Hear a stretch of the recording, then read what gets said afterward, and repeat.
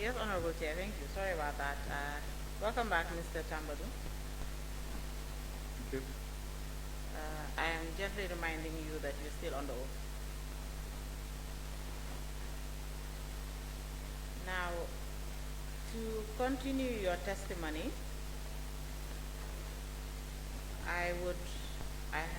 my plan was for us to first discuss, pick up from where Mr. Deba stopped yesterday, and we had closed or concluded a lot of issues, and one of the issues we were supposed to get into regarding the commission is reporting and the white paper, and then eventually we'll get into the disposal of assets and how the process of disposal of assets started. However, there were issues that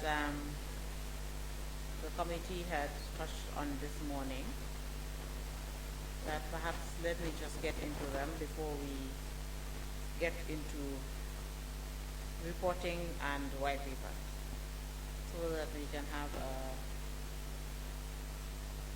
a chronological discussion, a discussion that's in a chronological order.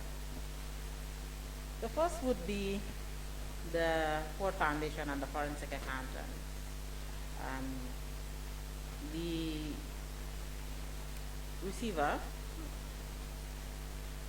Mr. Barry, had testified here last week and explained the role he played in the coming of the Ford Foundation and these forensic accountants, and basically we can say the whole process started from him. Yes. He testified that he was reached out to by a former colleague of his, an experienced consultant, financial consultant, and who recommended or suggested to him that support can be given to the commission, and that support can be funded by the Ford Foundation, and that is how he linked the commission with this consultant and the Ford Foundation to the lead counsel. So my question here is now, before these consultants, these forensic accountants arrived in the Gambia, was the Ministry of Justice informed about it? Or was it that they arrived in the country and then the commission informed the ministry? I was never informed beforehand. It was when they arrived that I was informed, I believe, by lead counsel. Okay. All right. So can we also say that the government was also not aware that these consultants or these forensic accountants were coming into the country to aid the work of the commission? As far as I knew, the Ministry of Justice was not aware. Okay. All right. I cannot speak for order. All right. But I think I should have qualified that. What I mean is, did the Ministry of Justice also communicate to the rest of the government or inform perhaps the Office of the President about such a development or such support? I do not recall ever communicating that to anybody. All right. Thank you. So you've also mentioned that when the Ford Foundation arrived in the Gambia, they visited the Ministry of Justice and had somewhat of a tour. I took them on a tour, personally led the tour, yes. All right. That's correct. The chair of the Commission of Inquiry had testified here before, and he refers to, or I might be wrong here, please correct me if I am. He refers to the forensic accountants, I believe, and perhaps another group as the Americans. Indeed. Yeah. Are these when he says the Americans, are these the people he is referring to? There was the members of the Ford Foundation. Okay. But there was also another, the Ford Foundation is not a U.S. government agency. No. But there was... sorry, let me just clarify. In his testimony, when he referred to the Americans, he did not state whether specifically they are officials. But if you have, please explain more. I just wanted to clarify that. So, apart from the Ford Foundation members who visited the country, there was another team of American government officials who came to the country on the invitation of the Gambia government. So basically the Ministry of Justice, I reached out to the American government through the embassy here to look for support. And the support we were looking for is, among other things, how to get back the residents of the former president in the USA, the Potomac residents in Washington. So as part of that process of engaging with the American government to get back that property, they sent, the American government, through the US Embassy here, of course, sent us 2 or 3 people from the US government. One, I believe, was from Miami, from the US Office of Kleptocracy or something, was a long title, and 1 or 2 others. Sorry, would you be able to give this title to the committee after the sitting? I can try to find that. It's on any US government website, but it's one office of a kleptocracy that's based in Miami, I believe. Kleptocracy? Yes, okay. yes. The investigators also. Okay, so they came to help us establish the financial links between the Potomac residents and the source of the finances that procured that residence, because they have to link the residents, or they have to demonstrate in US courts that the Potomac residence was procured from the proceeds of a crime. You can't just ask them to seize property without establishing evidence as to the source of funding of that of the property. So they came to do that, but I also think the Americans always have their own interests. So they also came to also perhaps establish or get evidence to bolster their case against one of the former president's close associates, Mr. Mohamed Bazi. So I think it was a combination of those 2 reasons that the US government brought in personnel, but clearly it was at the instance of the Ministry of Justice, i.e. myself, who reached out to them so that they can come and help us establish the kind of evidence they would need so that we can get the property that was in the US, which was owned by the former president. This is how the process to recover that property started. Okay, so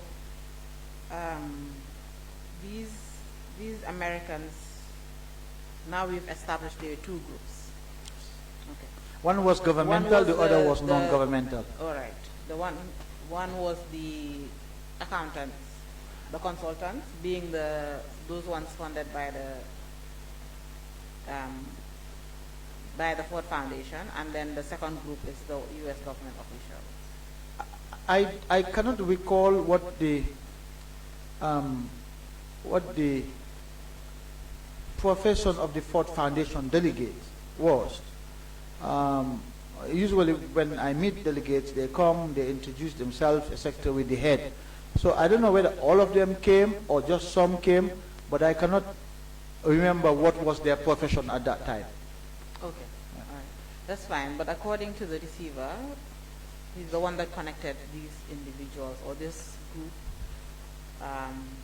or let's say organization, to the commission. He said when he was contacted, it was for forensic accountants to come and aid the work of the commission. It sounds... So, yeah. This is the first time I am getting to know this information. All right. It was given to the committee by Mr. Barre during his testimony. I believe it's the first day of his testimony. I don't think I have yet followed Mr. Barre's testimony before this so, committee. Yes, that's what he informed. That was one of perhaps he said that's his first interaction with the Commission of Inquiry. Okay. Yes, and the whole process in general. Okay, but let's establish this then, since you're not really sure about the professional backgrounds of these individuals that came from the Ford Foundation.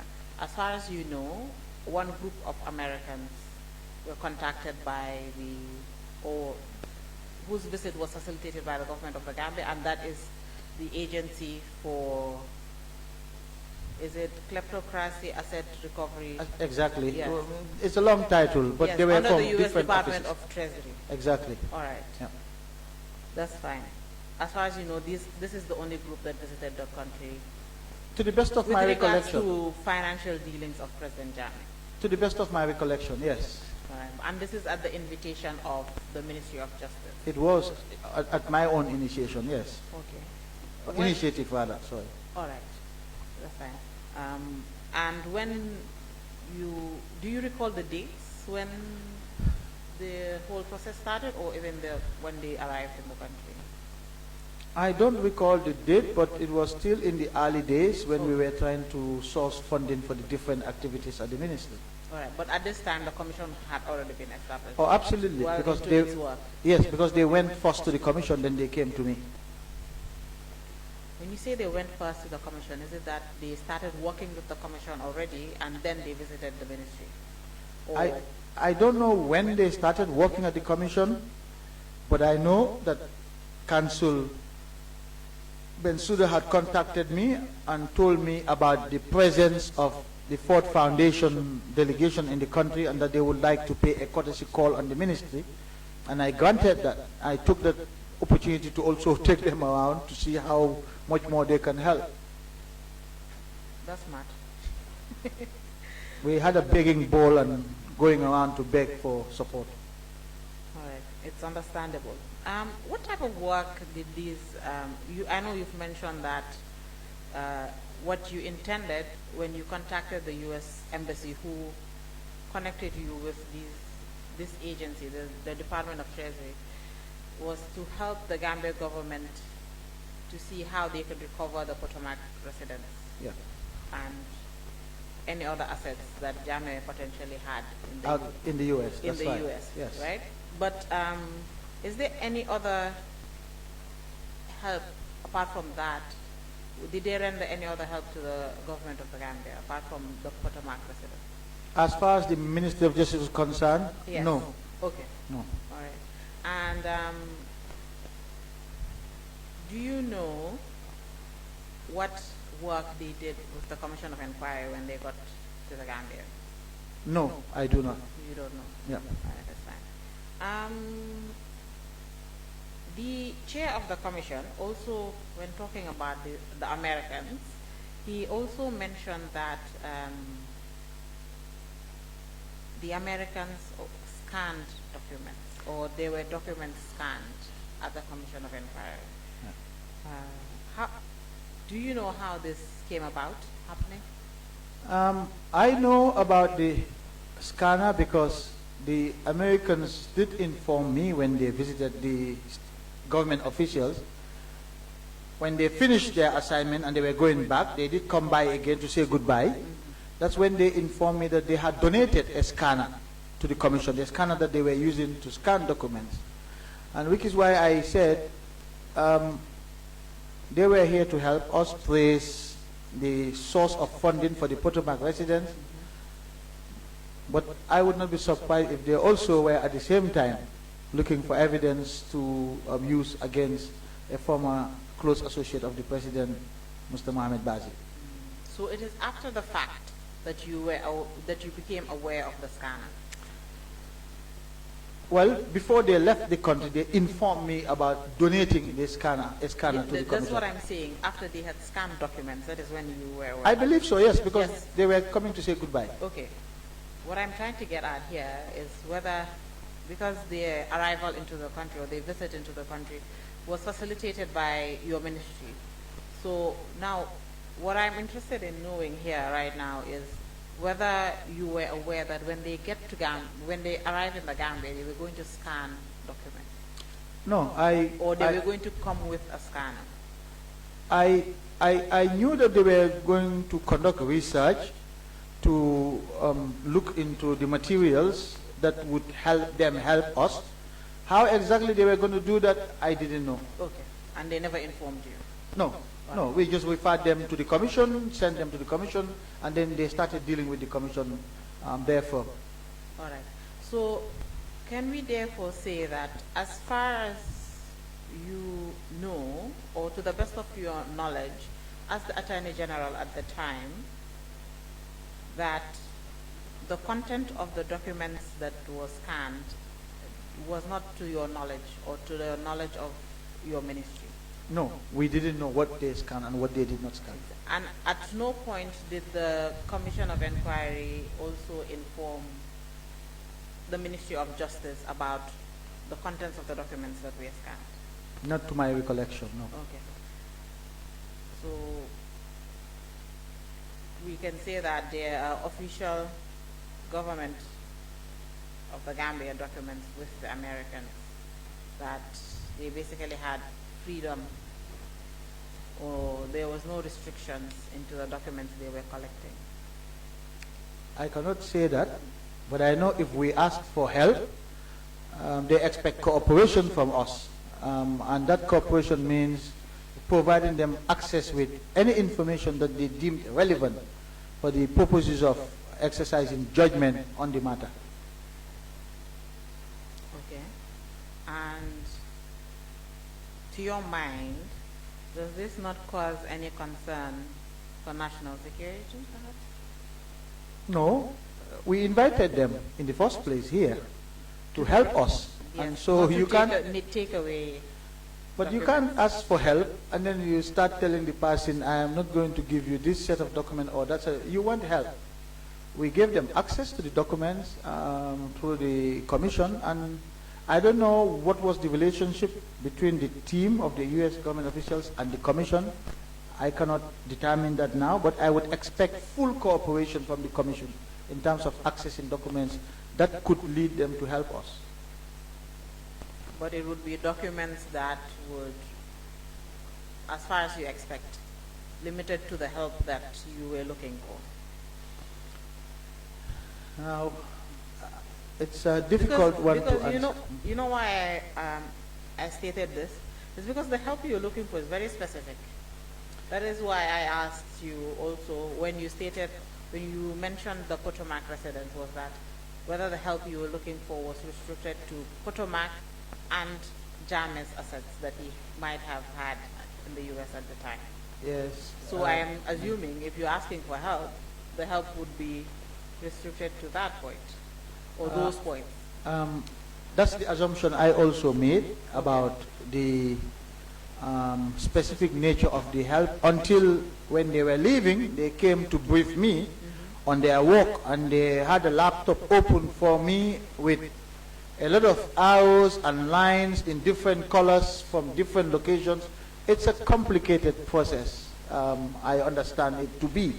So it would be a simplistic view to assume that because the request was specific, therefore the documents had to be specific. Tracking assets overseas doesn't work like that, and especially when they're trying to link the sources of funding from one jurisdiction to another. It's more complicated than that. It's understandable. Yeah. All right, moving forward, the scanner, you mentioned that it was donated to the Commission of Inquiry, correct? That's what I recall, yes. Okay, so at the end of the commission, or when the commission completed its work, what happened to the scanner? I am assuming it would have been sent to the Ministry of Justice together with all the other equipments that we borrowed the commission to use. You are assuming, or are you? I can only assume because I didn't receive physical, personal custody of. But of course, you wouldn't be the one receiving personal custody of that, Mr. Tambedou. You have staff for that. Exactly. So, but you would receive information about that ordinarily, wouldn't you? No, not really, because I expected all the equipment that we bought, because the scanner was one of several equipment that we bought the commission. So I expected all of those equipment to be returned to the ministry. But the scanner was not lent to the commission by the Minister of Justice. That's right. It was gifted to the commission, as I understand it.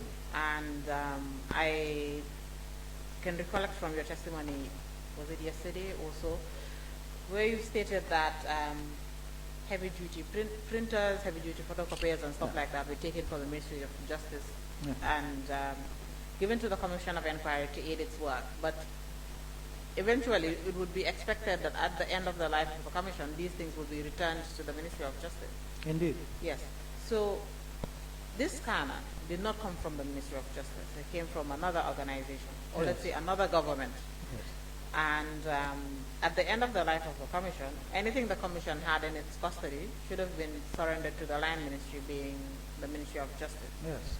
So, therefore, we can say that the scanner was handed over to the Ministry of Justice, correct? That's the assumption I will make, absolutely. Okay. And ordinarily, of course, I know such thing would not be, may not be handed over to you personally, but who ordinarily would receive or be in receipt of such items?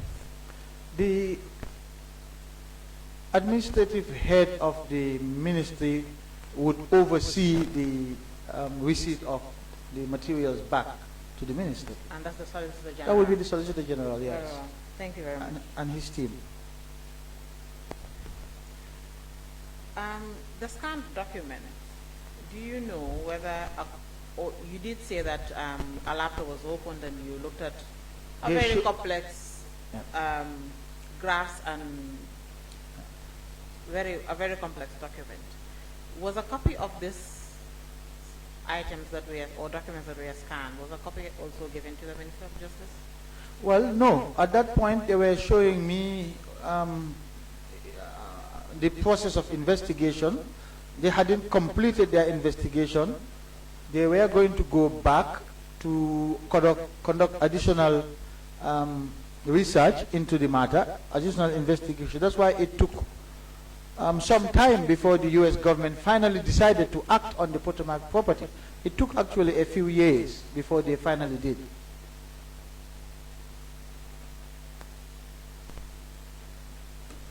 All right. That's okay. I think that's what I need. Those are the questions I had on that issue. Because Honorable Jame had done a very good job with obtaining the information. He was asking questions and I was looking at my questions and I was thinking, wow, he's making my job easier for me. He has a curious mind. Yes. I think we should invite him into a fraternity. Another issue that I believe you did touch on briefly with either the council was FTI, I believe. We haven't touched on FTI yet, but I am happy to touch on FTI. Okay, all right. The receiver, Mr. Barry, did testify here and mentioned that, or in the questions asked again, what his interactions were with the government and his interactions with the Commission of Inquiry prior to his appointment were, and he raised two issues. The first one was being the Ford Foundation and the second one was about FTI. He testified here to say that as a consultant, he was contacted by FTI after the change of government because FTI had been an investor in the Gambia years before and was interested in coming back into the Gambia to invest into the hospitality industry, the tourism and the hospitality industry. And what FTI was interested in at the time, he said, was a few things.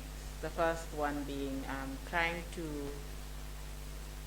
lease hotels that were already in operation and then eventually build a hotel or build a series of hotels to operate for itself. And in so doing, he did have interactions with several people in the country.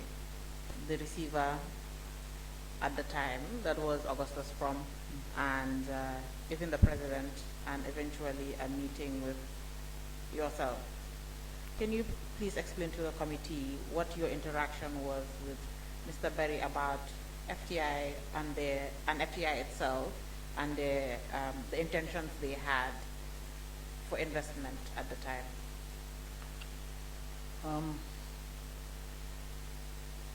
Back in 2017, after the change, now I am going to, it's by no means intended to offend you, but I want to help so that I know how much information to give, how much not to give. So I'm not sure if you knew about FTI before, back when they were first in the country. I believe around 1996-97, those who were here would remember they were very, very present in the country.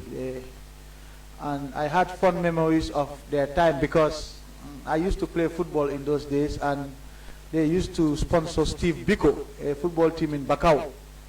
And so I knew a lot about FTI's activities at that time. So when the change occurred and...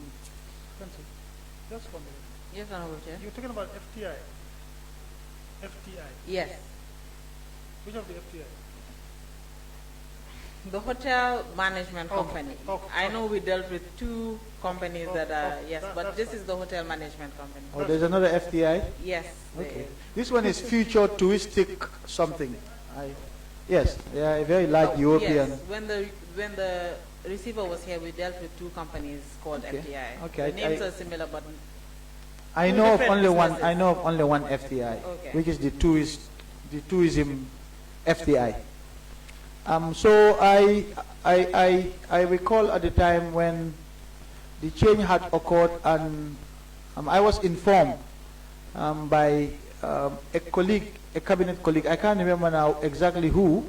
It might have been the Minister of Tourism. I'm not sure. I can't confirm that, but certainly the information came to me that FTI wanted to come back to this country to invest in the tourism sector, and that they wanted the government to allocate it land where they could build a 5-star hotel.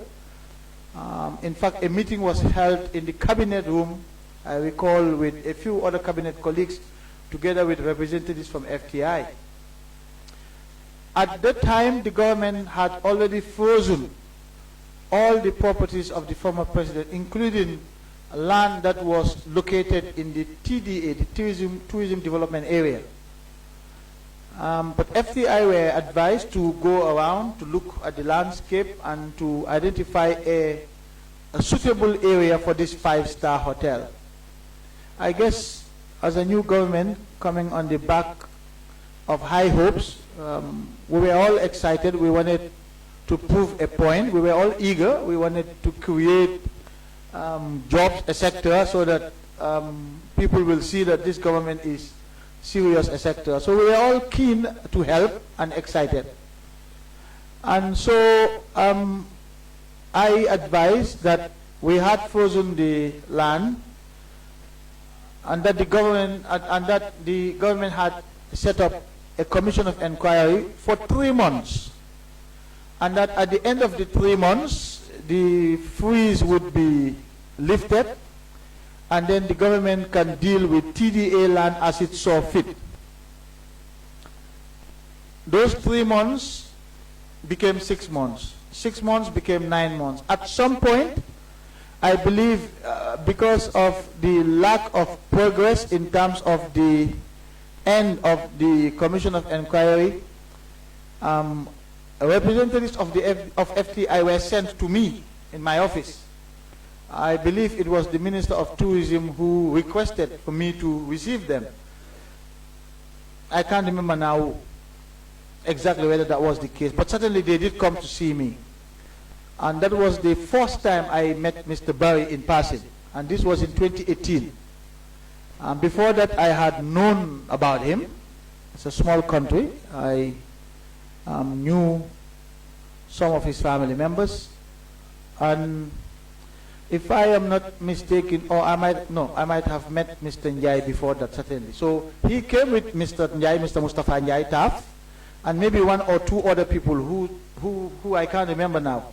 but I believe they were either foreigners or Gambian and a foreigner. But anyway, the delegation came to see me because they were referred to me by, I believe, the Minister of Tourism, so that they can find out how much longer it's going to take for the commission to wrap up so that these lands can be unfrozen and FTI would be allocated an appropriate place to build their 5-star hotel. That was my first interaction with Mr. Barry. And we discussed FTI. Now, I don't recall the part about leasing hotels. I don't personally recall that part. But I certainly recall the part about when the commission would end, when the TDA lands would be unfrozen so that the government can allocate an appropriate piece for FTI to build their 5-star hotel. That one I certainly recall. Right. Just to provide clarity for you about when the chair asked FTI, the forensic accountants that came to the Gambia, funded by the Ford Foundation, are so-called FTI. FTI Consulting. I didn't even know the name or anything. So those are the two FTIs we discussed. All right. So that was the one meeting you had with FTI or its representatives about the leasing of land. There were two meetings. One was in my office with the delegation, and I believe the one before that was in the cabinet office together with other ministers, again with the FTI representatives, on a different date. Okay, so the cabinet meeting, they were also present with the cabinet ministers? It was not with all the cabinet ministers. Okay, some of them. It was just in the cabinet room with some of the ministers who were concerned. So it would have been tourism, lands, and justice, maybe another ministry, and then, of course, representatives from the office of the president. So maybe the secretary general would have been there. Would have been there. Yes. All right. That is clear now. With regards to hotels and in general, let me just ask this question. During the receivership, during Augustus Prom's receivership, the term of the receivership, in their testimony here, or in his testimony here, Mr. Louis Prom mentioned having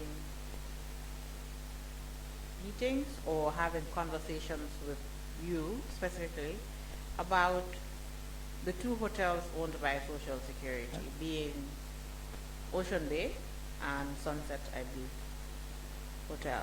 Yes. In Dakar. That is correct. Yes.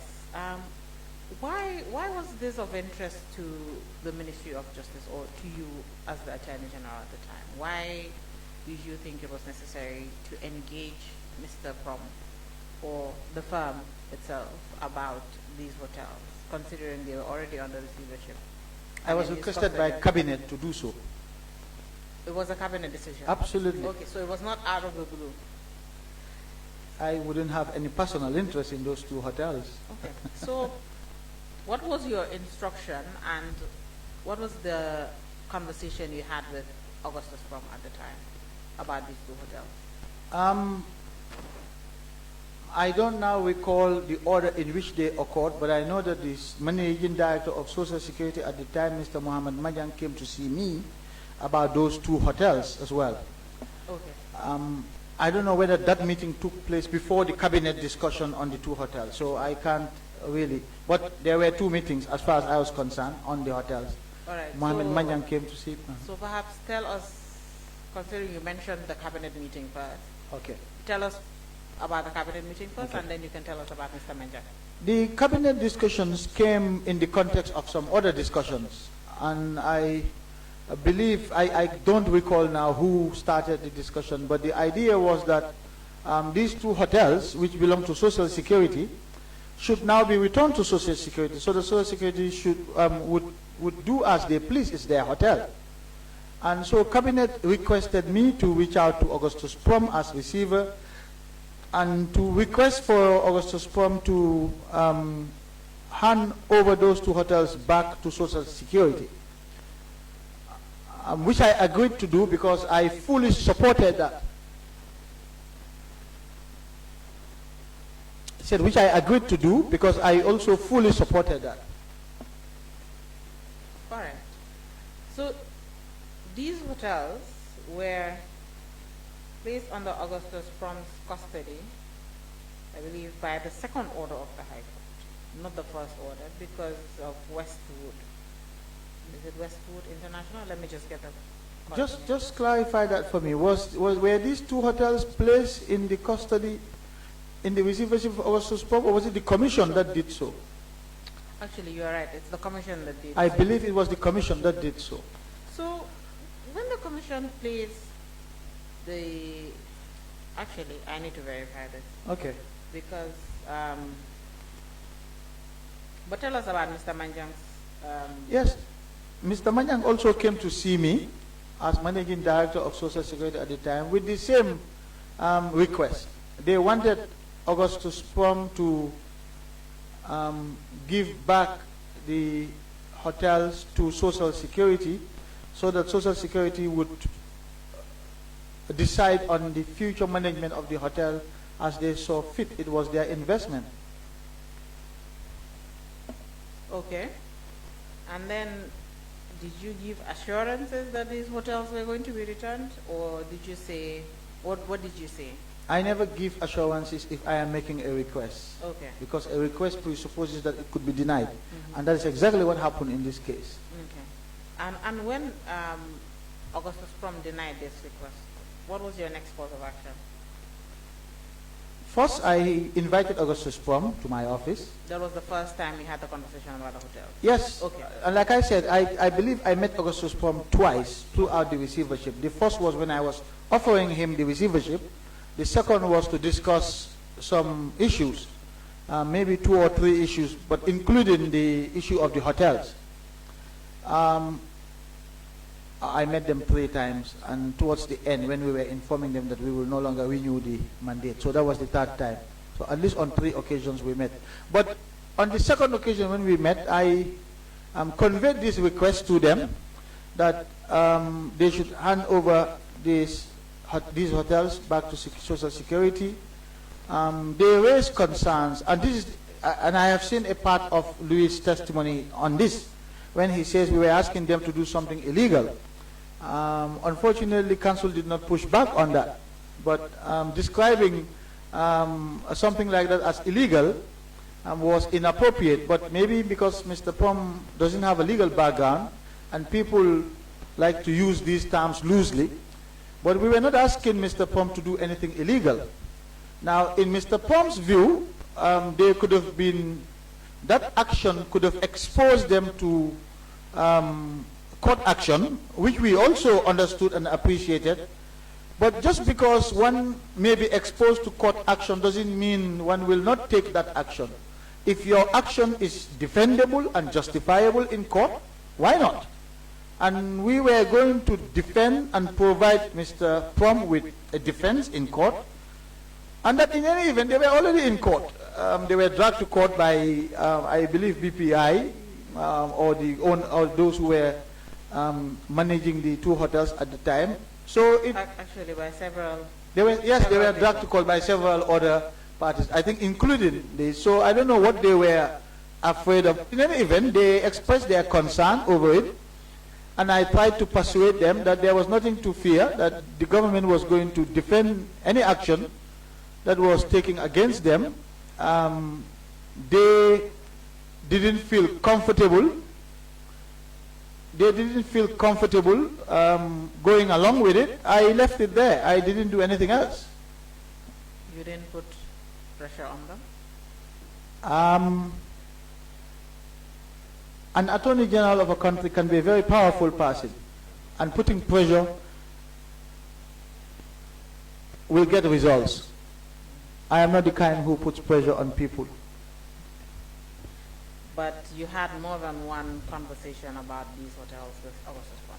If I recall, the only meeting I had with them to request for them to hand over these hotels was just one meeting.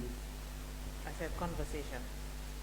I could have had a conversation with them at the end when they were being told that their mandate would no longer be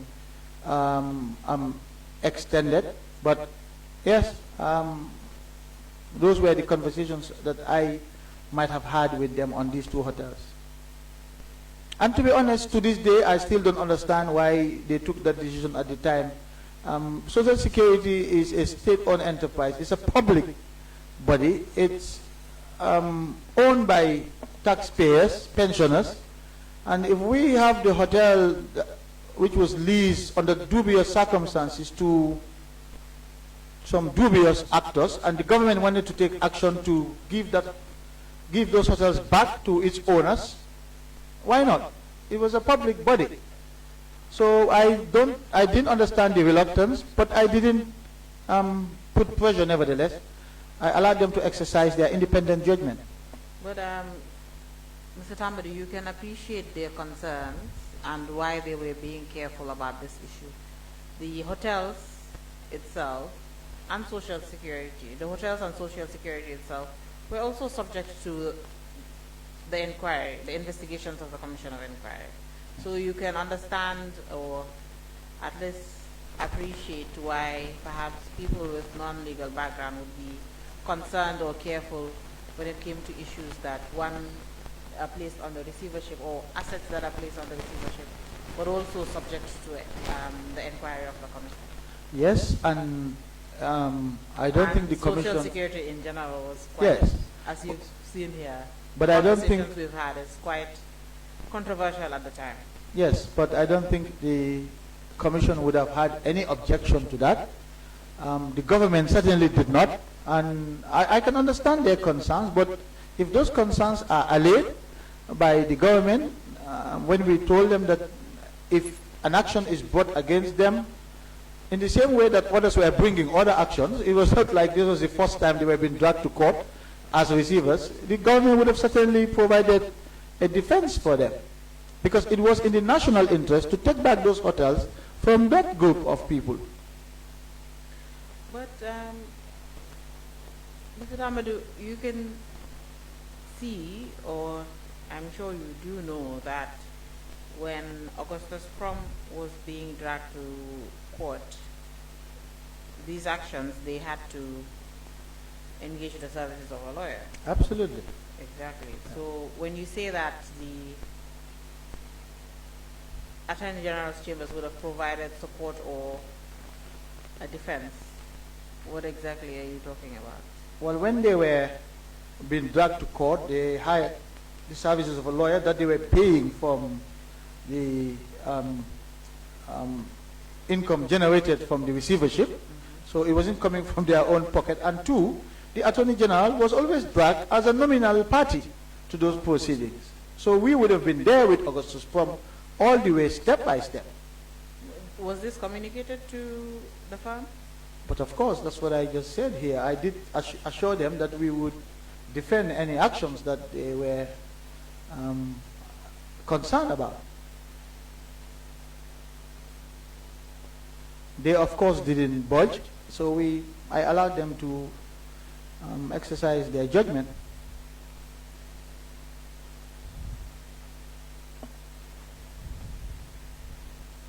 Very well, Mr. Tambedou. We might circle back on this issue, but let's move on. We do not have a lot of time today.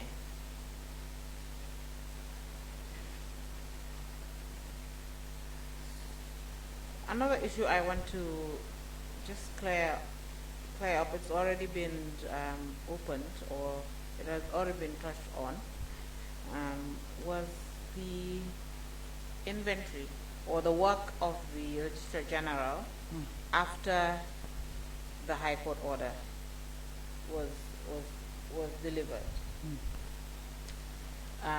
He has testified here, or the Registrar General at the time, he has testified here that one of the first things he did was to gather stakeholders that the High Court order had mentioned, even though it was not all of them, but basically what his intentions were and the actions he eventually took was to visit these farms owned by, or said to be owned by the former president, visit the home in Kanilai, and visited the properties in Banjul and other areas and took inventory in some of these locations or where he found some items that he believed were also supposed to be protected at the time.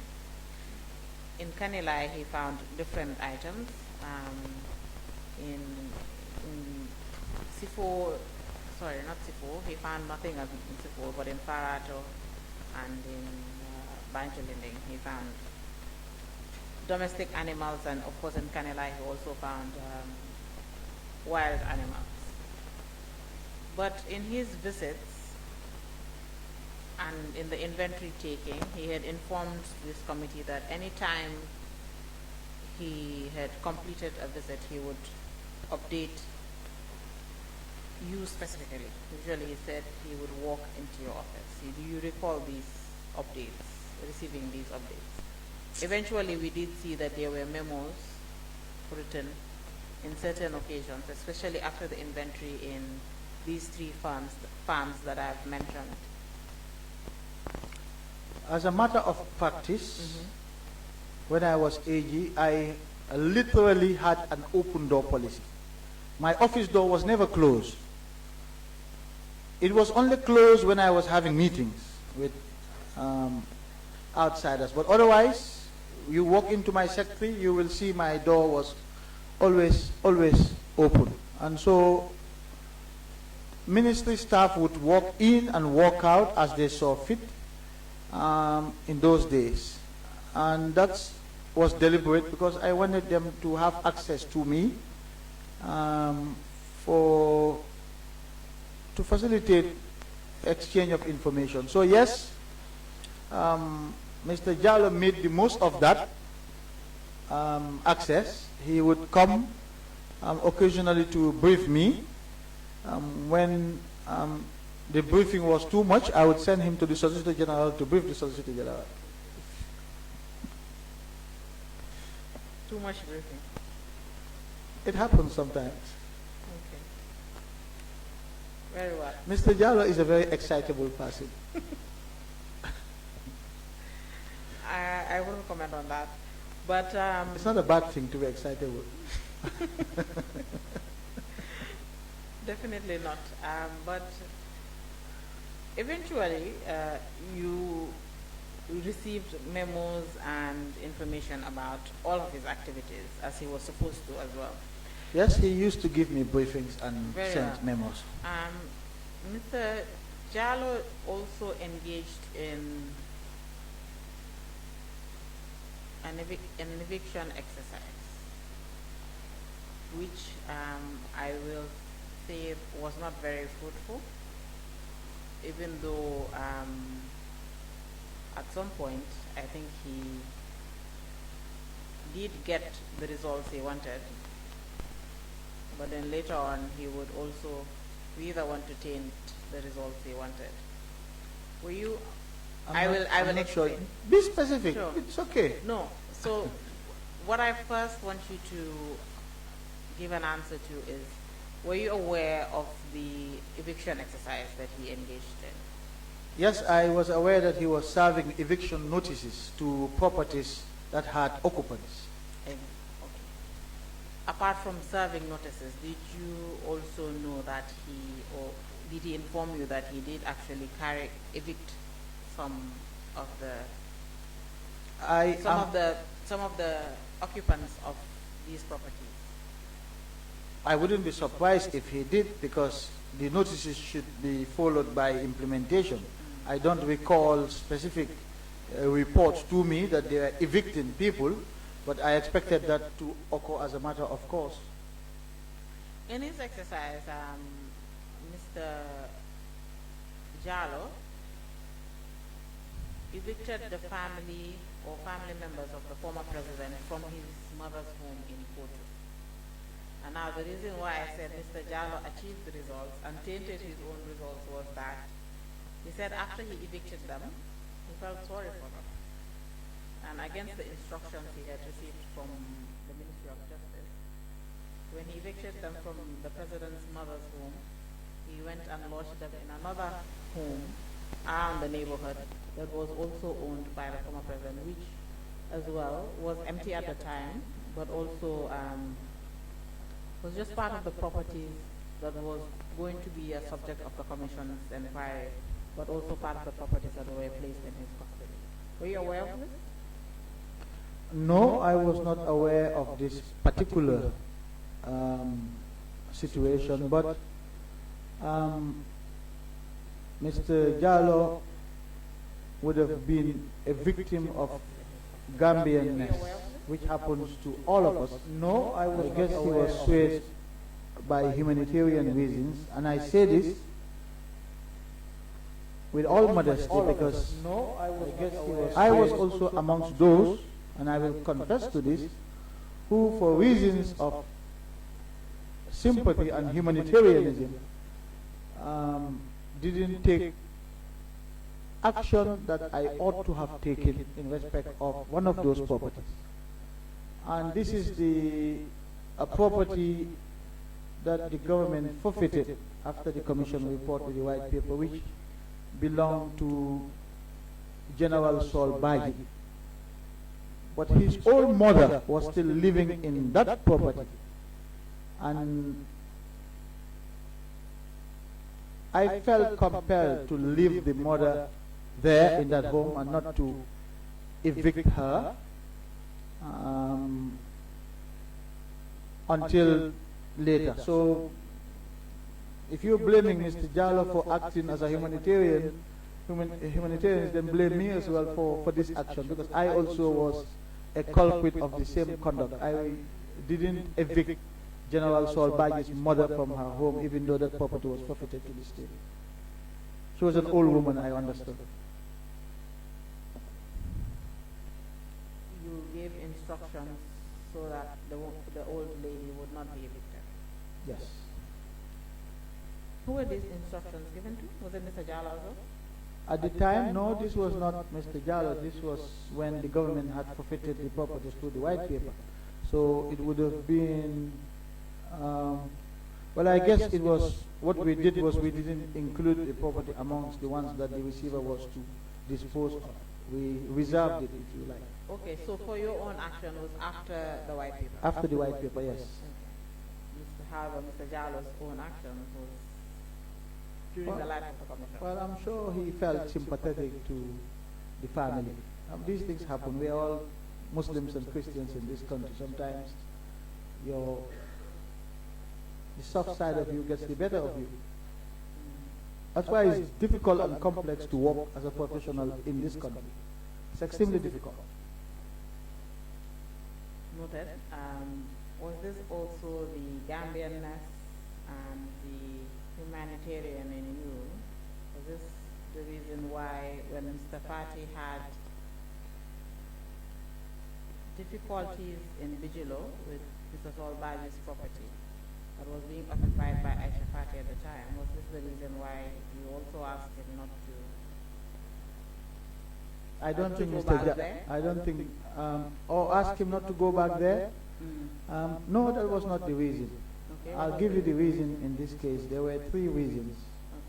Mr. Jallo came to report to me that when they went to serve the notice of eviction on Ms. Aisha Fati, who was occupying one of the properties believed to be owned by General Saul Bagi, and that Ms. Fati brandished a letter on the letterhead of the Gambia National Army, and that he was not convinced about that letter, and that he was going to act on the eviction notice and evict Ms. Fati subsequently. So I told him not to do so. I instructed him not to do so. And I believe on Wednesday or yesterday I gave my reasons for that, but I will repeat them for you since you asked. I'll give those reasons since you asked, but I gave them, I think, before, and they were based on three factors. First, I received a call from Ms. Fati's lawyer. I believe it was Mr. Abdullah Sisaho, who informed me that Ms. Fati is claiming title to the property, and that he would send correspondence with proof of that title to me. Of course, in the spirit of collegiality, I had to consider that. So that was the first reason. The second reason was that the letter that Ms. Fatih brandished to Mr. Jallo, as Mr. Jallo confirmed, had the letterhead of the Gambia National Army. Now, out of respect for the institution of the army, because I do not yet at that point in time know the contents of that letter, but I wouldn't summarily dismiss a letter from either the army or any other armed or security services in this country, out of respect for their institutions. And I think we should all get into the habit of according that respect to our men and women in uniform for the sterling job that they do to keep us all safe. And so it was out of respect for the institution of the army that I wanted to examine further what the content of that letter was before we could act on the eviction notice. And the third reason why I asked Mr. Jallo not to follow up on the eviction notice was, now I've lost for the first time my train of thought here.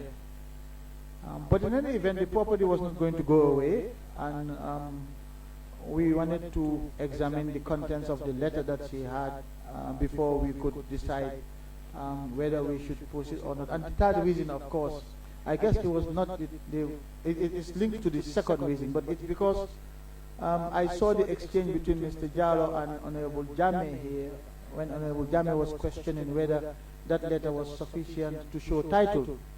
And I was just saying to Honorable Jame the other day that, and you can help me here since you're more fresh from law school than I am, I'm getting rusty with my land law, but that agreements for the sale or transfer of land must be in writing or be evidenced in writing, and that evidence can come in different forms. And so because of that principle as well, I thought it would be prudent to wait to see the contents of that letter before action was taken. So that's why Mr. Jallo was told to delay the implementation of the eviction notice.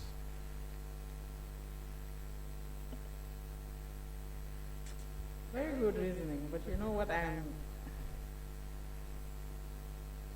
concerned about is when you said evidence of land ownership should be in writing and the army letterhead. But the army doesn't sell land, does it? Well, you know, I said agreements for the sale or transfer of land must be in writing or evidence in writing. So it's the second limb, the evidence in writing that I'm referring to, because that evidence can come in different ways. It doesn't have to be one evidence, it can be a number of evidence put together to demonstrate title. You will be surprised, Council, as well, that if I take the example of Social Security, when they sell land, first they issue you with an allocation letter before they process your lease. So that allocation letter, again, is evidence, right, pointing towards ultimate title. But I wanted to see what the contents of that letter was first and foremost before we could take action. I didn't want to dismiss a letter from the army without considering it. Did you eventually see the letter? By the time we get to the point where the eviction notice will be implemented, the Jani Commission had taken over. That's right, because Mr. Jallo did also mention that he was also contacted by that you were not the only one to ask him to stop his activities concerning that property, but also the chair of the commission asked him to stop. I guess I asked him to not to implement the eviction order while we consider the contents of the letter and the claim by the council to Ms. Fatih, Mr. Abdullah Sisaho as to title. Did the council ever forward these documents here? The council They had promised wrote. to. The council wrote to me. I recall Council Sisaho writing to me. But it was just a letter. It was not accompanied by any evidence of title, if you like. Okay. And then what did you do? Did you respond to that letter? I don't recall now, but I think the letter didn't stop us from acting. But like I said, the commission took over at some point before we, maybe before the expiry of the eviction notice as well. I don't know. I can't remember how long the eviction notice was for, but I made sure that they were giving long notices. All right, but this property was subject to the investigations and inquiry of the commission. Am I correct? It should have been, it would have been, and I think it was forfeited to the state subsequently, wasn't it? Yes. Yes. The recommendations made by the commission regarding that property. Yeah. Very well. But you know the concern, and I believe both Honorable Jammeh's concerns and the committee's concerns were that these properties were subject to inquiry. There was a court order already vesting their custody and control to the Registrar General. Indeed. And at the time, the Registrar General was Mr. Abubacarr. That's right. And now, being a little bit lenient or being a humanitarian with regards to the properties, both Kotu and what happened in Kotu and what happened in Bijulo is sort of taints the process in a bad, or sheds, a bad light on the entire process. And the difference between you, the actions you took with General Saul Baji's mother, was that your actions came after the commission. So there was in no way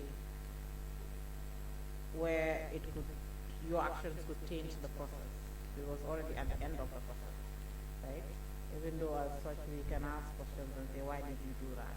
But it was at least at the time the end of the process. And then when we see, because to my mind, and I'm sure you would agree with me that in as much as these investigations were being carried out and the Ministry of Justice and the Commission of Inquiry were sure that they would have adverse findings against President Jammeh and his associates, you still wanted to implement a smooth and a transparent inquiry, and as well as the orders of the High Court would be executed also in a smooth and transparent way.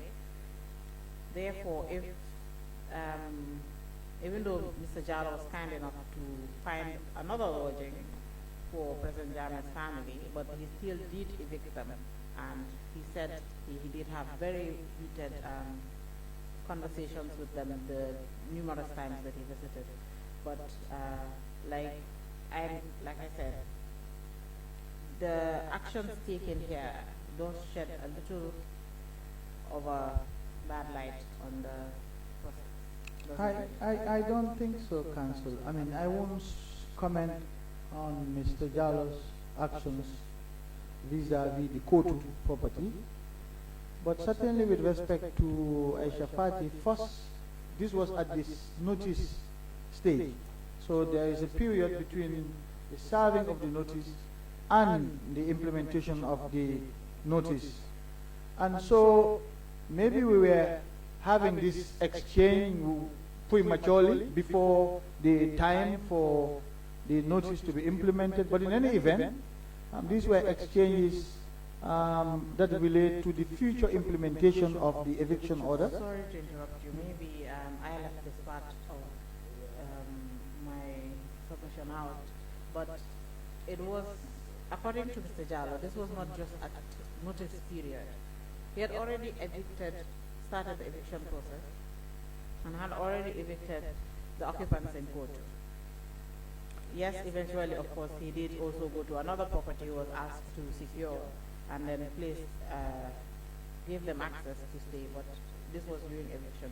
If I remember the chronology of events correctly, to start with, I only had one discussion with Mr. Jallow on this issue, in the presence of the Solicitor General, actually, as well.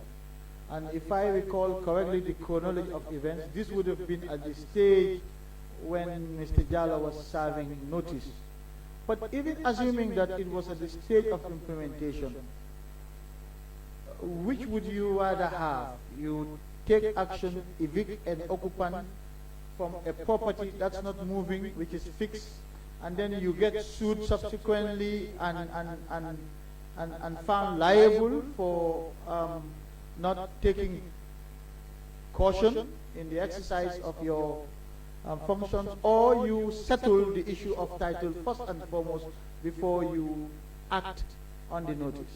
Now, I would like to think that I am a cautious person, so I would err on the side of caution in a case like that, because the property was not going anywhere anyway, and make sure that the issue of title is resolved to my satisfaction before we could act on the notice. Well, going by what you just said now, then why was Mr. Jallo instructed to even evict the occupants?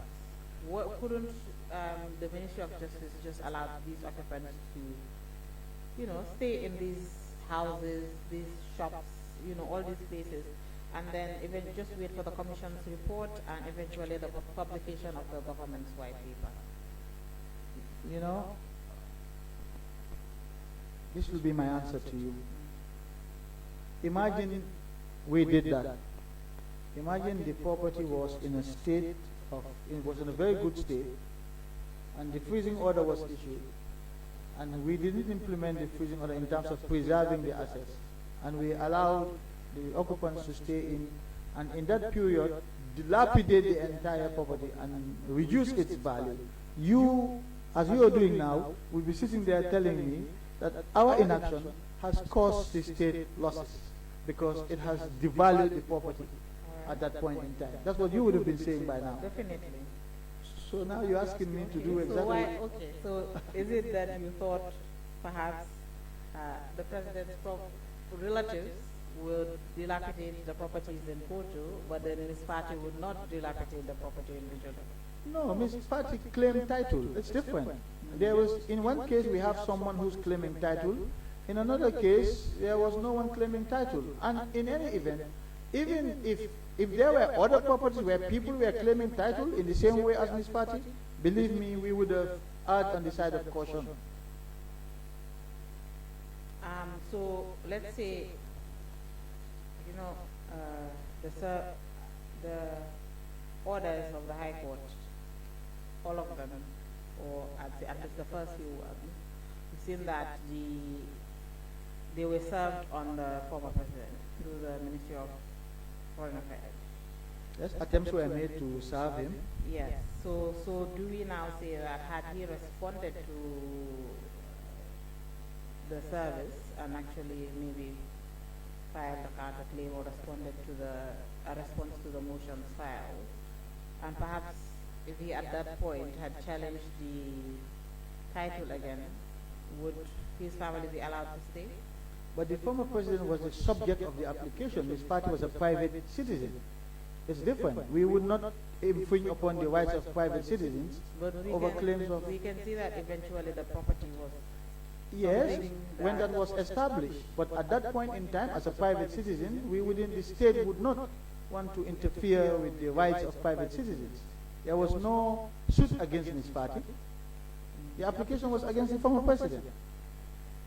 Even though Mr. Jallo, as the Registrar General at the time, was the one that was given custody and control of assets.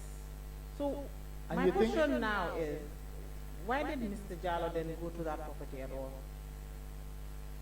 I don't understand when you say why did he go to the property. Well, he was serving notices on these properties. Yes, but you just stated that property was not part of properties the freezing orders would cover. The freezing order covered a list of properties that was attached to the application. And that list might have included properties purportedly belonging to not just the former president, but his close associates such as General Solbay. Okay. Yes.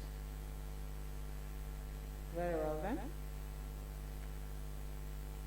I believe we can move on from this point now.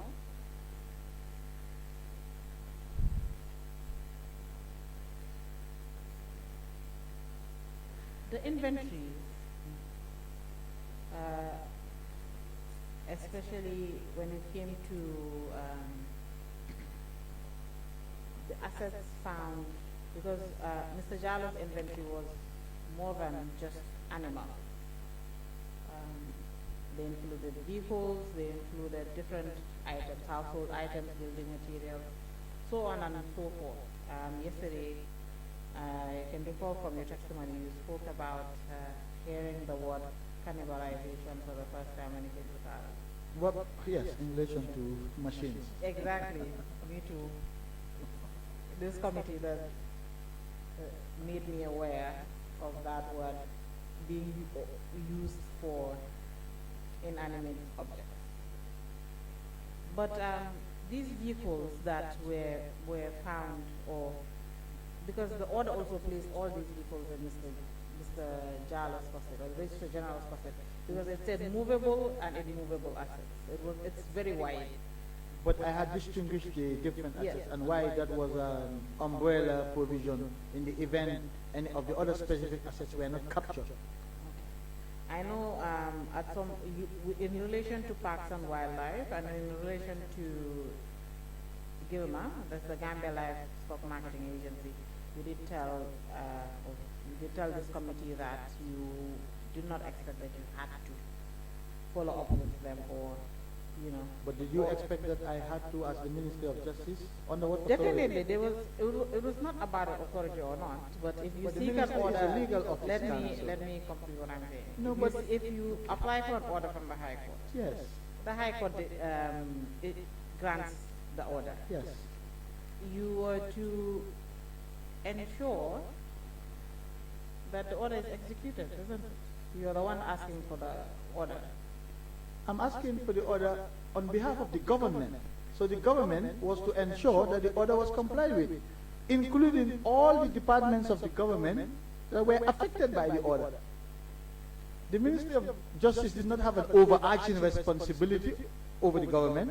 Of course, but we're the government's representative in this matter. Yes, so we Exactly. so we filed I'm not going to circle back on this point. but we just filed a decided case on behalf of the government I so know. that the government can implement I the order. I believe the committee and Mr. Diva have dealt with this issue thoroughly. So Because, Council, it's I'm- important. Let me finish what I'm Okay, saying. sorry. So I'm not going to go back and forth. The reason why I just pointed this out is because it's in relation to the Registrar General and the people.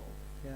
But it's Especially important the to people- also establish the legal responsibility, because this is about law. It's not about what we think, about what was moral, etc. This is about the law. Exactly Legally- why we believe that perhaps not to these departments in general, but ministry to ministry can communicate. I mean, you're meeting at cabinet and all of these. Yes, communicate, absolutely. But That we so also did. my question here now is,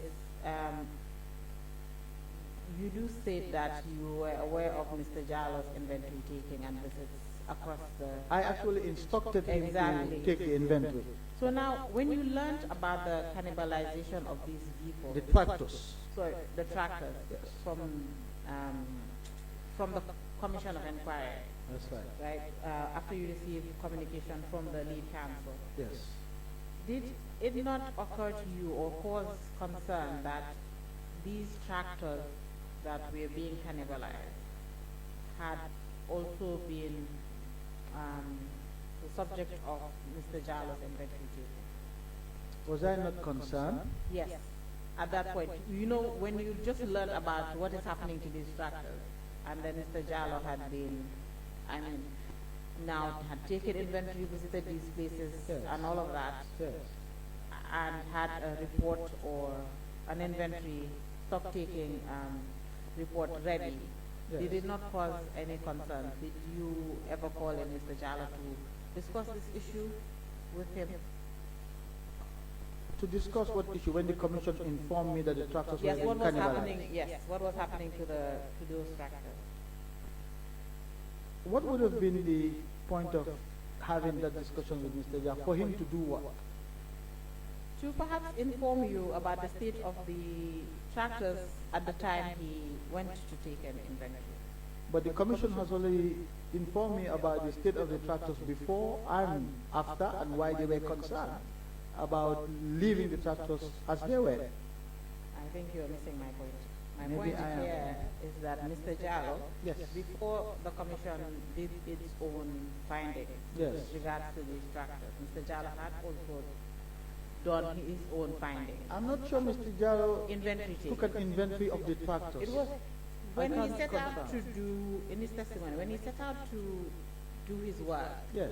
it was not specifically for the tractor, Uh-huh. but because he visited numerous places, Yes. he saw these tractors. Yes. He also included them in his inventory taking. Yes. I don't know whether you recall, Mr. Jallo has submitted memos to you and the Solicitor General, and then I don't know whether you do recall the contents of these inventory taking, but the tractors were part of it. Especially the tractors that were eventually sold by the commission in Kanilai and in the other parts. You know, Council, this approach would suggest that we had nothing else to do except Jammeh's assets and the tractors and the livestock. Mr. Tambedou, with all due respect, of course I will not expect that the only thing the ministry had to do at the time was focus on Jammeh. So we have to contextualize these things. So if you tell me whether I had time, whether I had discussed tractors, I had discussed livestock with Mr. Jallo, you know, it detaches from the reality at the time. I have said, and I will say again, for as long as I am here, that the assets, the livestock, and the were not at the top of my priority list at that time. But in any event, I instructed Mr. Jallo to make an inventory of the assets that were found in Kanilai especially. Now, I received communication from the Commission that the tractors that were assembled in different locations throughout the country, you'll be surprised to learn that some of them were assembled at police stations. I'm not surprised. At police stations, and yet still they were being cannibalized. So, when the information came to me, and that information came to me in response to the government's request for the Commission to defer the sale, that's when they said to me that, look, the longer we wait, the less value these tractors are going to have, because the parts were being stolen, and they would be worthless soon if nothing was done. But I cannot even remember if Mr. Jallo included tractors in his inventory. Now I'm jogging your memory to say that he did. No, I don't remember. He might have. I'm not ruling it out, but I don't remember. No, but he might have. We've seen these inventories, and they are part of it. And by the way, for you to know, the first time I actually took a cursory look at that inventory was when it was requested by the National Assembly, and I shared it with them at the time. And I didn't even look at all of it because it was quite bulky. But I had never had the time or the interest to go through that inventory, because there were others who were doing that. Again, I was focused on more other priority areas of governance at the time, not about the tractors and the livestock. And when we say livestock, we dress it. It's about cows and sheep and goats. They were not at the top of my priority list. They are livestock. Yes, so Quite valuable. They generated some income for the government. the peace and stability of this country was far more valuable than any livestock at that point. Yeah, but you know, when you say that, I feel like you are trying to minimize the value and the importance of those assets for the government, for the country, because these assets were the subject of the inquiry, right? Were they more valuable assets? Yes, they were, but we still, even if it was 2 goals, the fact that you included them and thought that they were necessary to be included in your application to the court means that their value is of importance to the government. So when you talk about goats and cows and sheep, I'm trying to help to I know, but contextualize these issues. And let me just you make it seem so frivolous. compared to what we faced as a country at the time when we were on the verge of violent conflict. Yes, they were frivolous. We had people leaving this country seeking refuge in neighboring countries. We were on the verge of conflict. At the time you made these applications, everybody was back. Mr. Tambedou. 3 months after everybody was back, you think the country was rosy and dandy and everything was fine. Mr. Tambedou, my point here, and it's so unfortunate that you're missing it, is that the government thought it was very important to recover the loss this country had faced, financial loss this country had faced when President Jammeh was still in the government.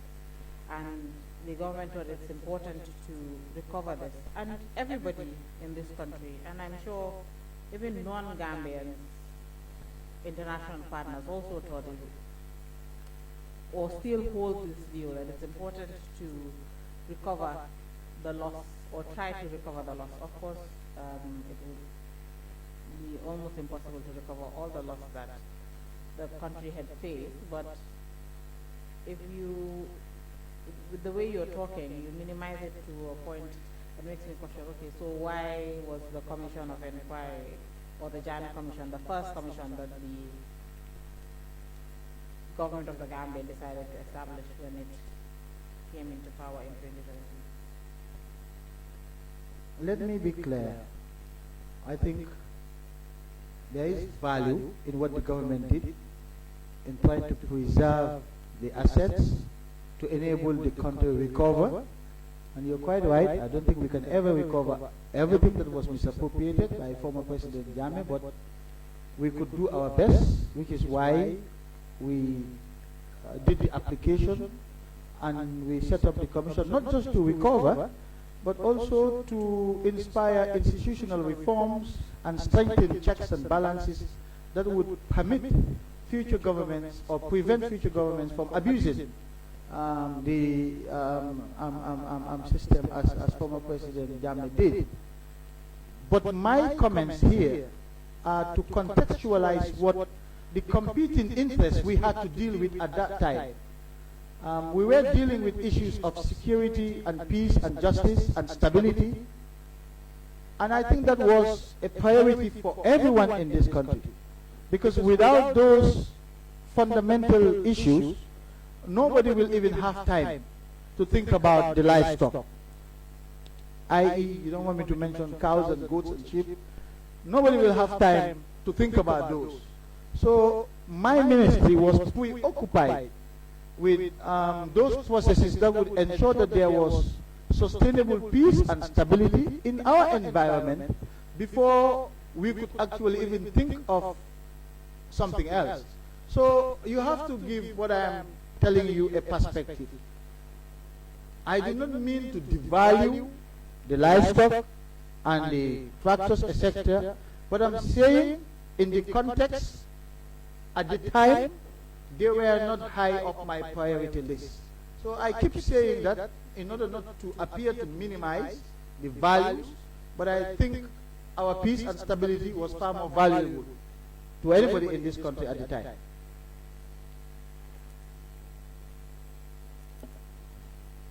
Very well. And having said that, if you don't mind, if I just add, and we're also looking at it from a resources perspective. If I had little resources at the time and I had to give priority to these activities, I clearly prioritize issues of governance and reforms, etc. And again, that is why I said at that time, we could not even afford as a ministry to prosecute the NIA personnel who were arrested and who were being tried, because that means taking away from our resources that we needed on more sustainable governance issues to something that was equally important, but really, in the grand scheme of things, was not a priority on my plate. So I had to deal with it. And with the resources I had, I couldn't. I outsourced it. So just so you understand that if I were in a position to even outsource a matter as important as prosecuting intelligence officers, then really think about whether I had the resources to focus on monitoring and supervising the livestock and the other assets that the former president had, particularly the movable ones. And so if I had an entity like the commission that was taking over that aspect, I was very pleased that they were at the time. So Mr. Jallo, coming back to your issue, was drawing up an inventory, and when the commission was taking over the tractors, I don't see what else we could have done on that. I was happy to allow the commission to cover that.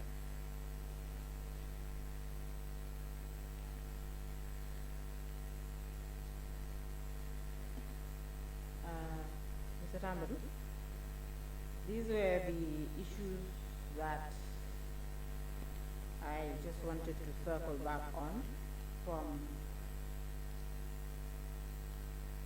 the questions asked or put to you by the committee members earlier today and the previous day. Now we will get into your testimony proper. Okay. So, like I said before we started, that one of the main issues I wanted to start with today was the reporting of the Commission of Inquiry.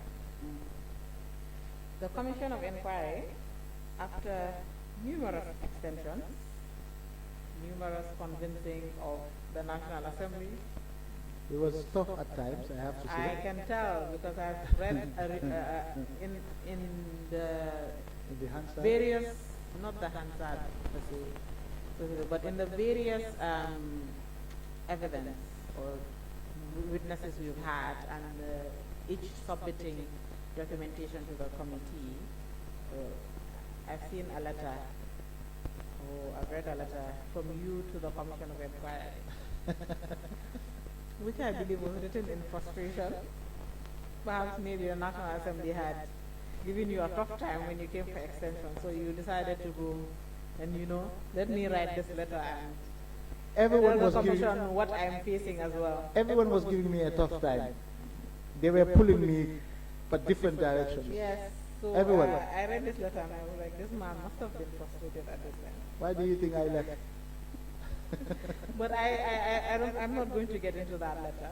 But I'm sure when the commission eventually contacted you to tell you we are done, reports are done, you must have sighed in relief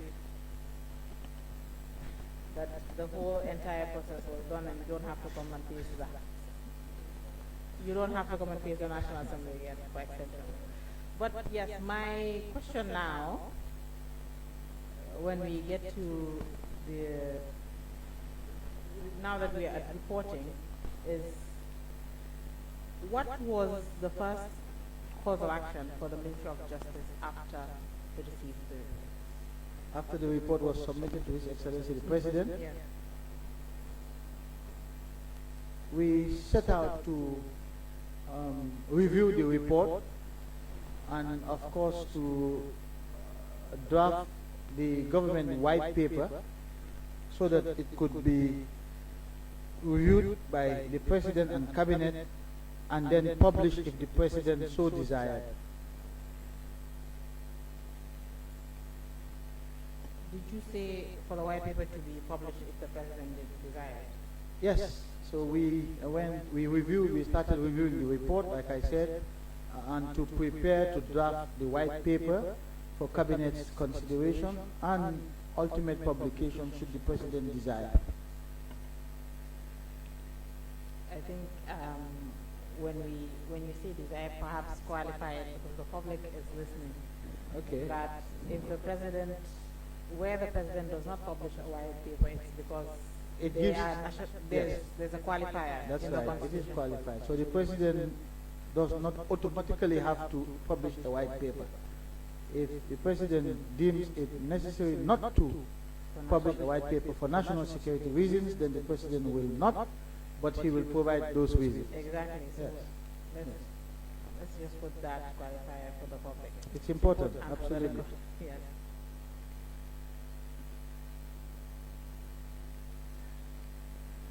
So we set out to start reviewing the Janneh Commission report. All right. So let me just ask, when, because you were in constant communication with the National Assembly at the time, the Commission of Inquiry, you know, everybody had concerns on when is this going to end. Did the Commission perhaps notify the Ministry of Justice before, when it started its report writing process, or at least when it was done with its report, to say that we are about to submit our report to the President? I'm not sure whether what they said to me was specific to the issue of report writing, etc., but I know certainly that there was a time when they informed me that the report would be ready.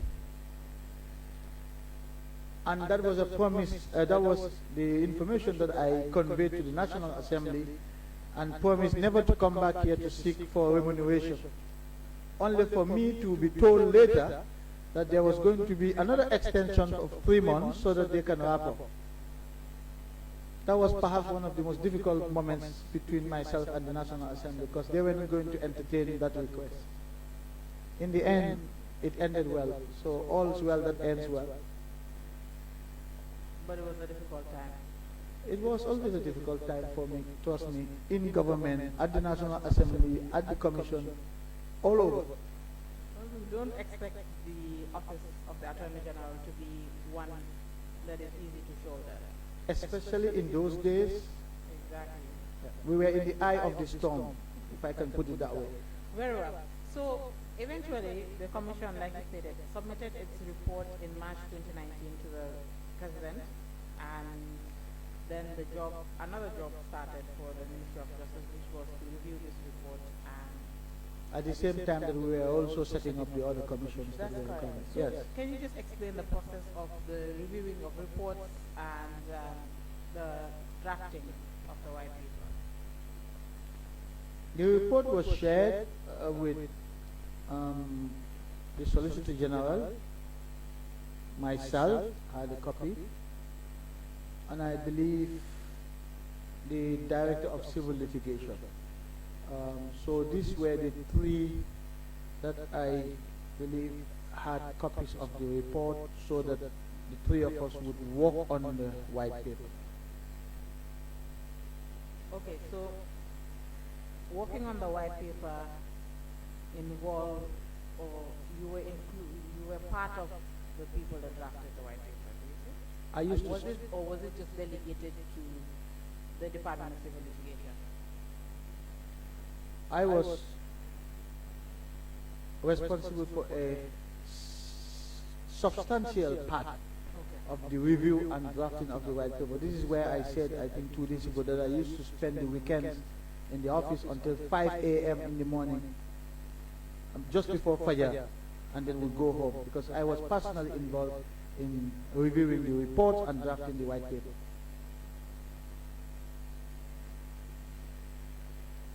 How long did the process take? The Constitution gives the government 6 months.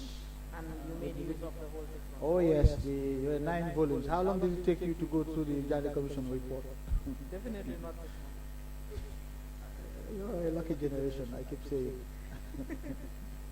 6 months, that's a lot of time to read 9 volumes.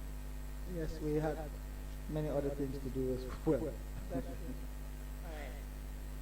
So eventually, the white paper was drafted, completed, and also forwarded again to the Office of the President. It was reviewed in cabinet. Okay. Yes, it was. And that also took a lot of time. No, not really. When the paper was ready, it was submitted to cabinet for review. The review took some time because we were reviewing every page of that white paper to get consensus. And where we disagreed, we discussed, and if there was no consensus, we found a middle ground. We wanted everybody to be on the same page insofar as the white paper was concerned. Okay, so if now we can say that since the commission completed its work in March, the government made use of the whole 6 months that the Constitution gave it to publish the white paper. So therefore, the white paper was published in September. I can't, yes, but yeah, it will be 6 months after the submission of the report. And 6 months after Yes. March would be September. 2019. Interesting. September 2019. Okay, yes. Yes. So,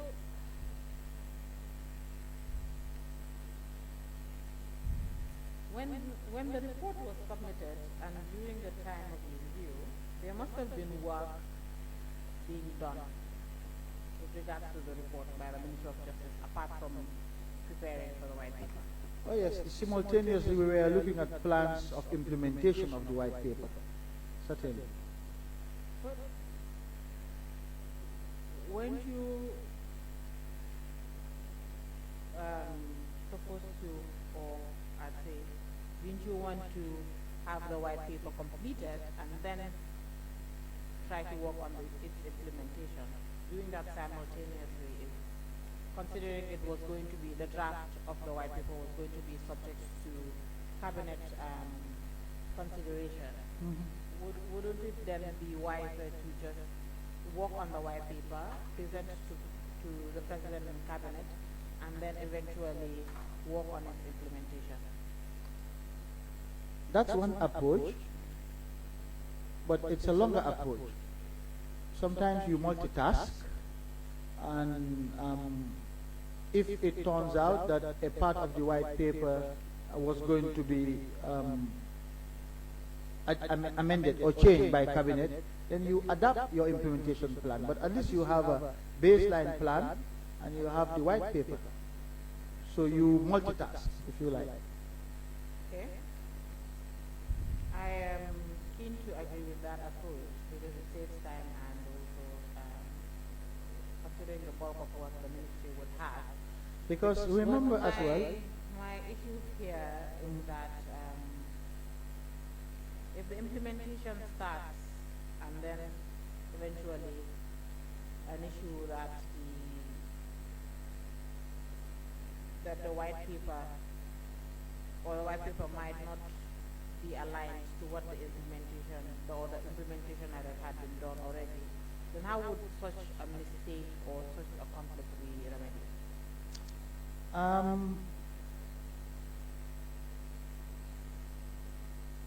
You were saying, so your assumption is that working on implementation would be preempting the final outcome of the white paper. Exactly. You know, the white paper is the president's white paper, right? It's the president's white paper. Yes. And working on the implementation in consultation with the president was, I believe, not unreasonable, if I can put it that way. Because notwithstanding cabinet's discussions, the white paper is the president's white paper, right? That's what the Constitution says. And if I can borrow a copy of the Constitution, let me draw your attention to a specific provision in the Constitution about the white paper.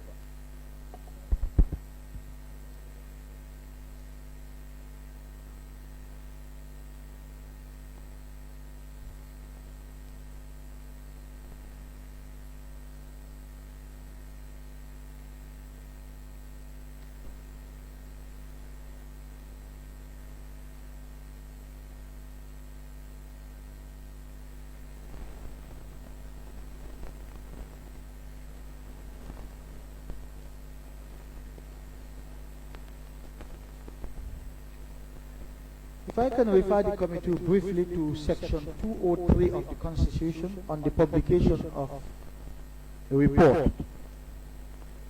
Section 203 reads, on the receipt of the report of a commission of inquiry, A, the President shall, within 6 months, publish the report and his or her comments on the report, together with a statement of any action taken or the reason for not taking any action thereon. And then the B goes on to talk about the refusal. So on any action taken.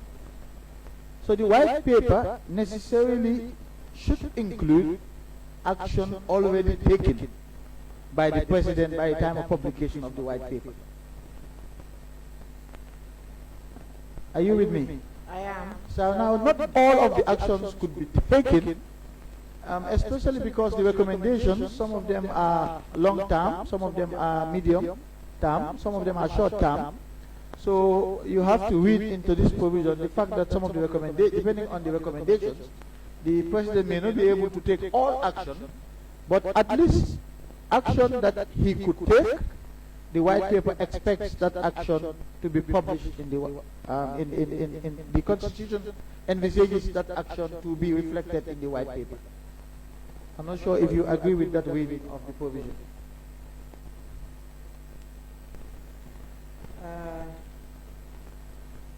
Let me say my own views are slightly different from yours, but that's fine.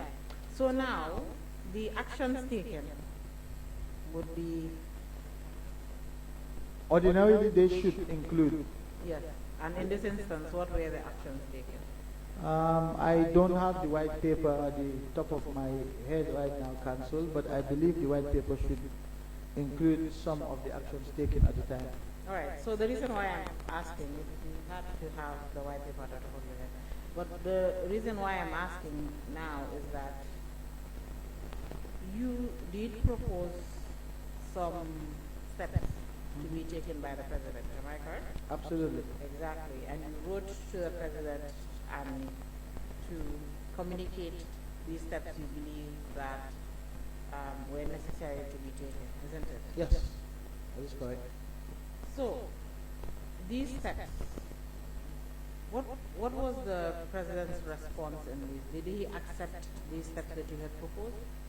And, Honorable Chair, I am referring the committee to folio 79 of the submission made by the Secretary to Cabinet. Yes, folio 79. These were the proposals that the Attorney General communicated to the President. Yes, we are there. Yes, so, Mr. Tambedou, these were about a handful of proposals. Were these the actions taken at the time? If Secretariat can also give Mr. Tambedou a copy of this so that he can refresh his memory.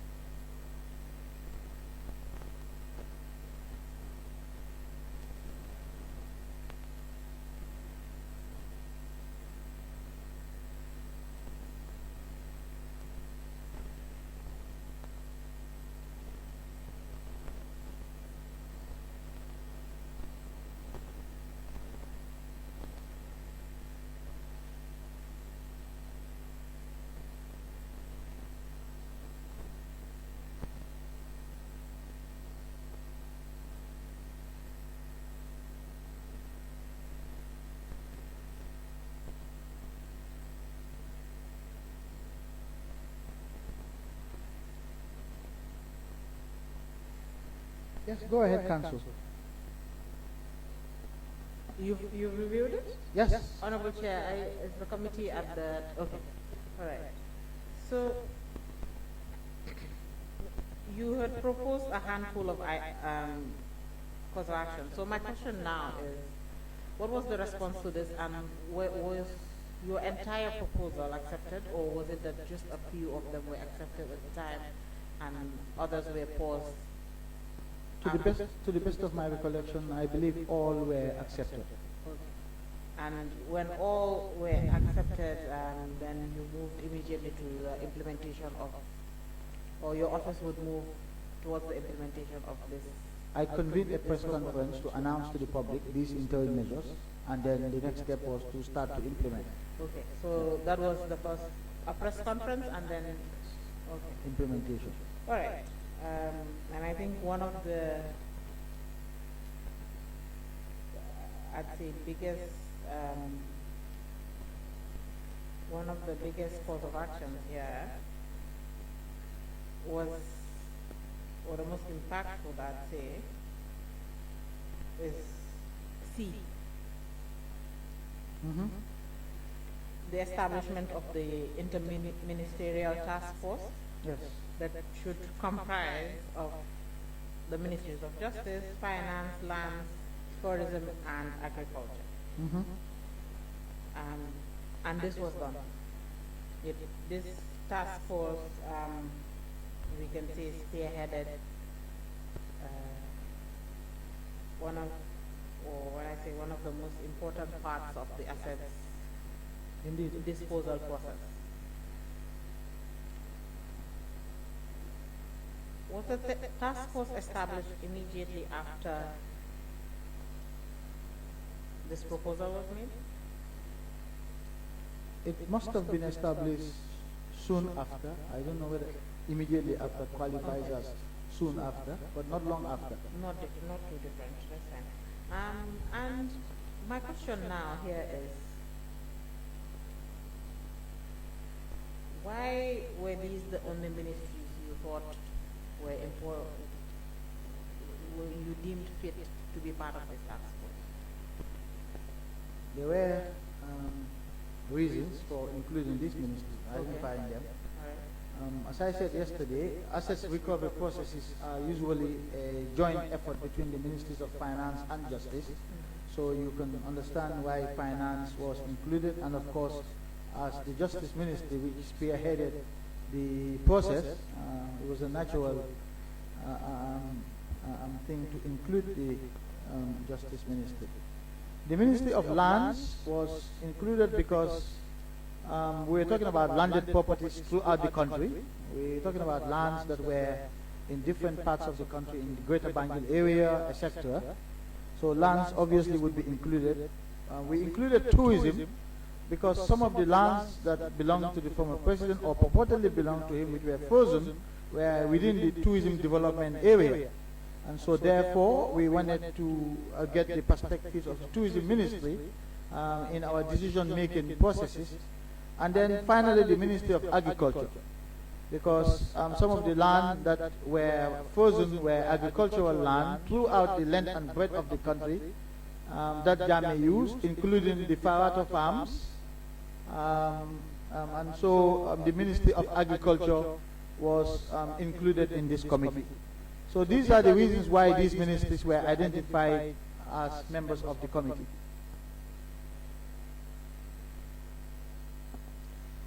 Okay, so what was the ministerial task force supposed to do?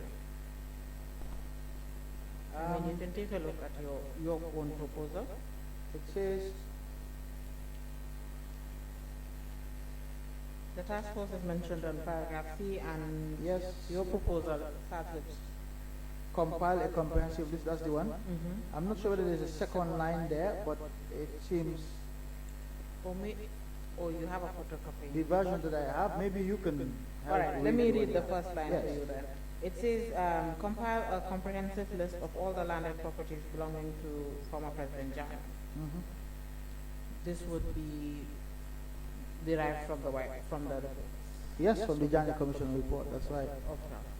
And then the second one was recommend the use for each landed property after forfeiture, that is, whether a particular property should be allocated for government use or to third parties or sold off and the modalities for such sale. The third one being deal with third-party interests arising from claims of properties unlawfully seized by former President Jammeh. And the last one being announce to the public these interim measures and advise them to desist from interfering in any manner or form with the said properties and for affected parties to direct their petition or claims to the task force. Did the ministerial task force eventually hold a press conference or inform the public? I was the one who held the press conference. Okay. Is this different from the press conference held at the submission, at the publication of the white paper? No. This press conference was held at the ministry. At the Ministry of Justice? Justice, yes. Okay. It was held after by the way, how long did the task force sit or do its work before it concluded? From when it hadn't concluded when I left. Okay, so the task force was still Oh yes, working. absolutely. Yes, they ought to have continued working because we were dealing with these matters in phases. In phases. Yes. So from when the president approved the establishment of the task force, it continued until I left office in June 2020. All right. So your proposal here, by the way, before I ask my question, before I get into your proposal further, there's a question I have from there. Eventually, you did say the president accepted your proposal. And so do we say that all these ministries listed here were part of the task force? Except for the Ministry of Finance. Okay. I was going to get to that because in the white paper, the Yes. Ministry of Finance is not mentioned as part of the task force. Except for the Ministry of Finance. And I gave the reasons yesterday. You might not have been here, but when I made the proposal to the president at the time, I had actually, it wasn't, I had not, it had escaped me at that point in time until when it was brought to my attention by another colleague that the Minister of Finance was the subject of an adverse finding and the government had taken action in the white paper, and so therefore it would preserve the integrity of the process if we recused him. But the permanent secretary of the Ministry of Finance was included in the technical committee that the Inter-ministerial task force created to assist them. All right. But this was before the white paper. This was before the white paper was So the decision the president would have made with regards to the Minister of Finance at the time would not have been known to the task force.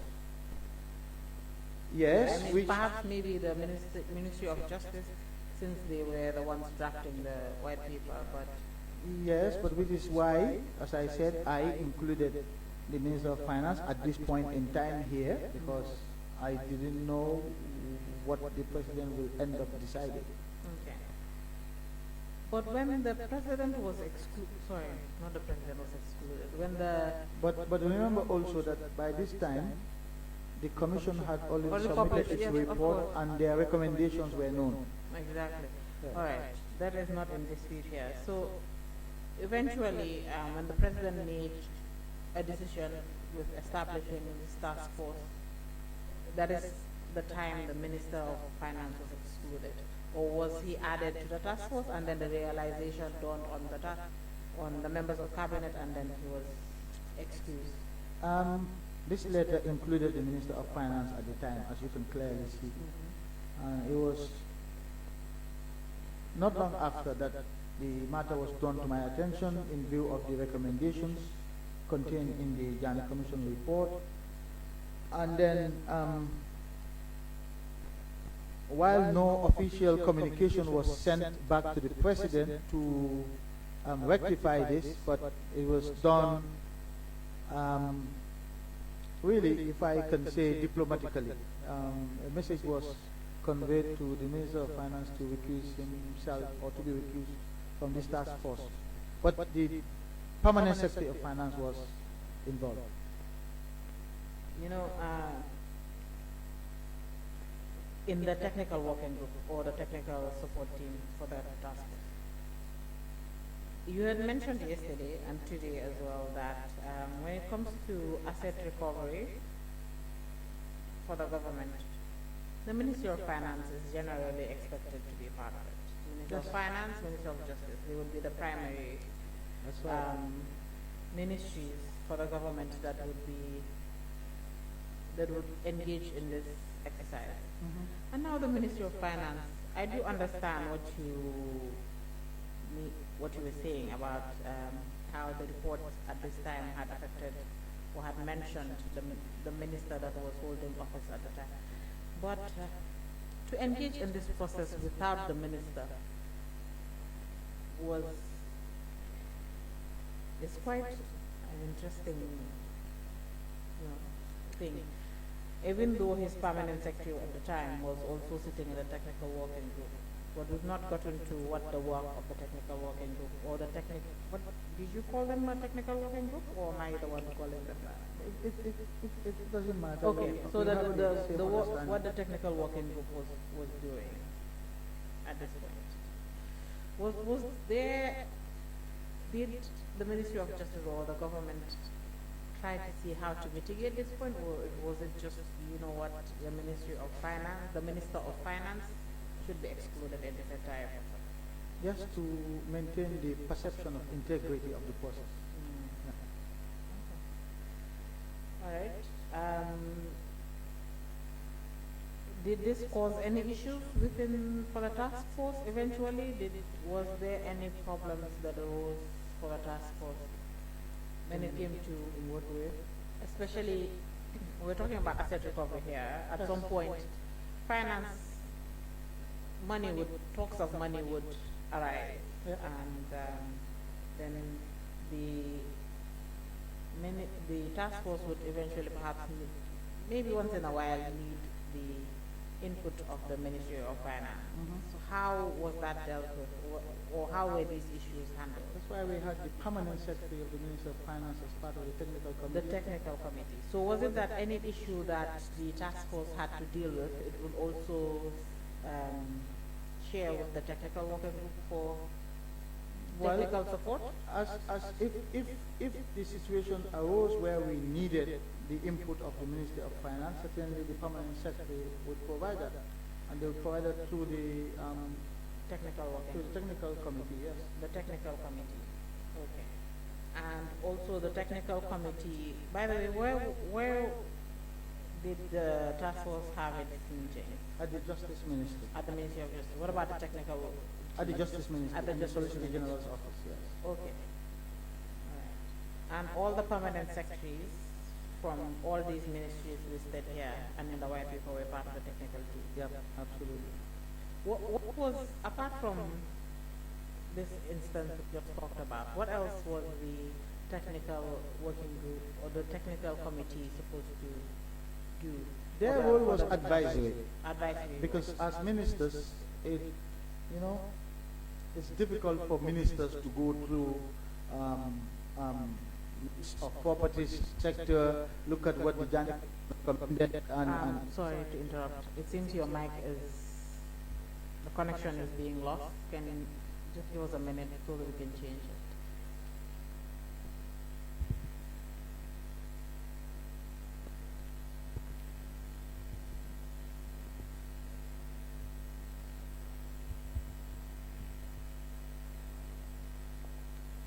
you don't expect cabinet ministers at that level to go through list of properties, to go through the recommendations made by the Jani Commission with respect to those properties, etc. So we needed our group of advisors to basically do the heavy lifting for us.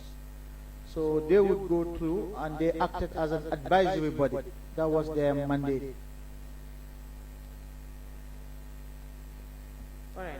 You mentioned earlier that when the committee, the task force, started its work, it did so in phases.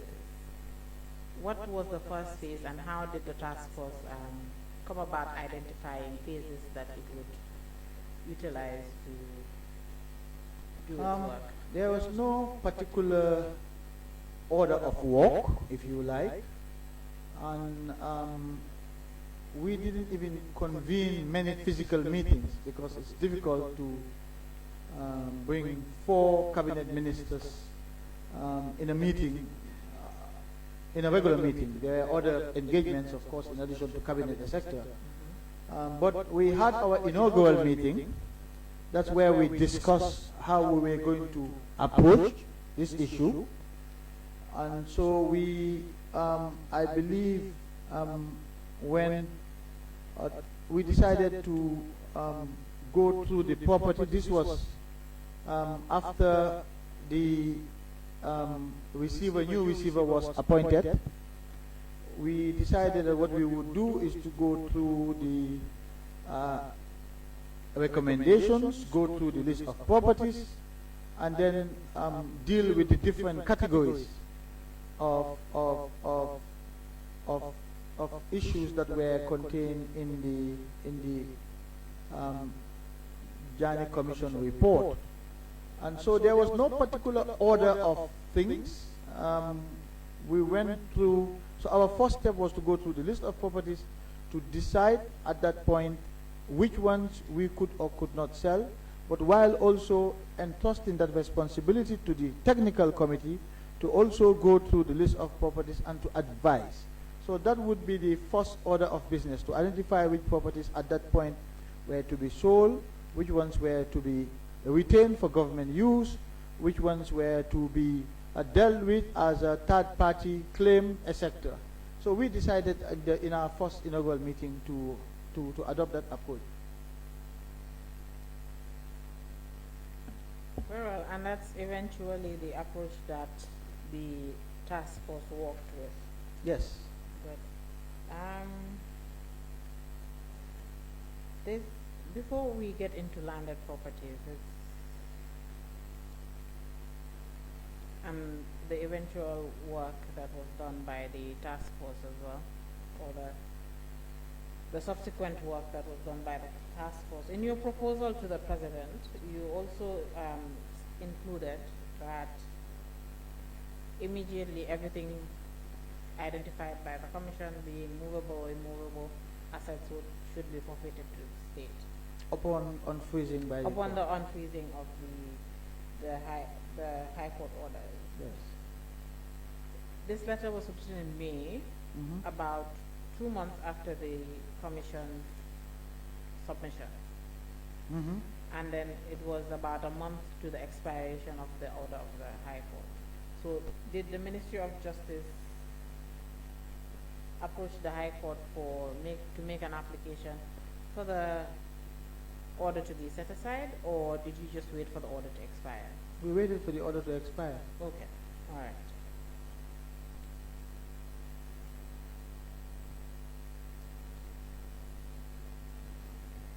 Now, in the course, now that we've actually gotten to the order expiring, that is also how Ms. Augustus Prom's term as receivership expired as well, which is also mentioned in the Commission of Inquiry, or there was a recommendation regarding that firm and the dealings with these assets in particular, the expiry. I would like to spend a few moments on this point. Oh, I was just going to say let's move on because I don't. No, it's an important point, and here I would request for a copy of the Anti-Money Laundering Act, Council, please. For me, it's not an issue. I believe. For me, it is. Okay. Please. So, well, I direct the conversation. So. No, I know, but this is not adversarial. This is I know. inquisitorial. We are establishing the truth, and this is an important matter. I think it was raised by Honorable Member for Joshua on the first day. That's why. But it's an important matter for me. I think the public is watching. This issue was raised in public, and a lot was said about it. And I think this is a unique opportunity to establish the facts and clarify for the public. I think this committee, this hearing is in the public interest. Of course, so that is what we're doing. But I thought that the issue, in my view, was already dealt with No, properly on the first of the hearing. Mr. Of Chair, your I hearing. would really want to spend a little bit I will of... leave this to Honorable Chair, even though we do have a lot of ground to cover. We I still won't have a spend lot of more than ground. 5 minutes on it, as usual. But I was thinking you'd say a minute. 5 minutes? If I may have a copy of the Anti-Money Laundering Act, please. Okay. We can grant you the opportunity. Thank you. To address. Because this issue has been the subject of, in fact, it has caused a lot of Yeah. grief for me and my family. And I wouldn't want to miss the opportunity to set the record straight because the public is watching. That's okay. Thank you. We are doing fact finding, so we want to establish the facts. Thank you. Yes. Thank you, Mr. Chair. Do we have that act? Yes, It was given to me the first day. Secretariat, I believe, unless it was returned to the library. I can use... Secretariat, okay, all right. Library must have taken their copies. They won't let their...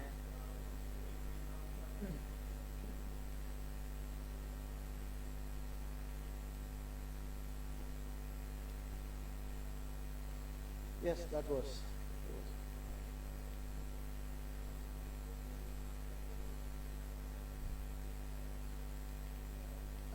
Mr. Chair, I requested for 5 minutes to delve in this issue, as I said, because unfortunately, it was the basis upon which a lot of things were said to me and about me. And the first one being that I had unlawfully terminated the services of Augustus Pom and receiver and appointed Mr. Alpha Barry, who was my friend. I will say it as it is because that was what was said. Unfortunately, in a report which was carried around the country, causing a lot of personal pain for me. And I want to clarify this and set the record straight. The appointment of Augustus Pom by the High Court was done in conjunction with the application to freeze the assets of the former president. It was the Ministry of Justice, it was I who engaged Augustus Pom and went to court to ask the court to appoint Augustus Pom for me as receiver.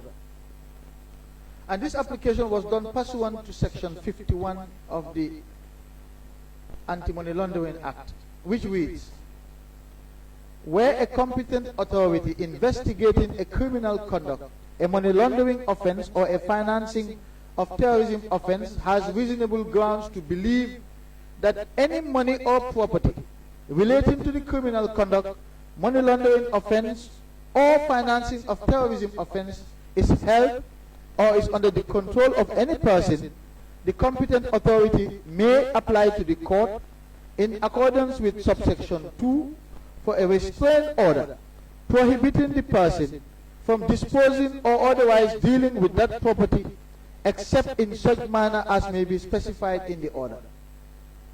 Then subsection 3 of section 51 says, the court shall make an order under this section if it is satisfied that there are reasonable grounds for making the order. So this subsection 3 gives the court the power to make the order.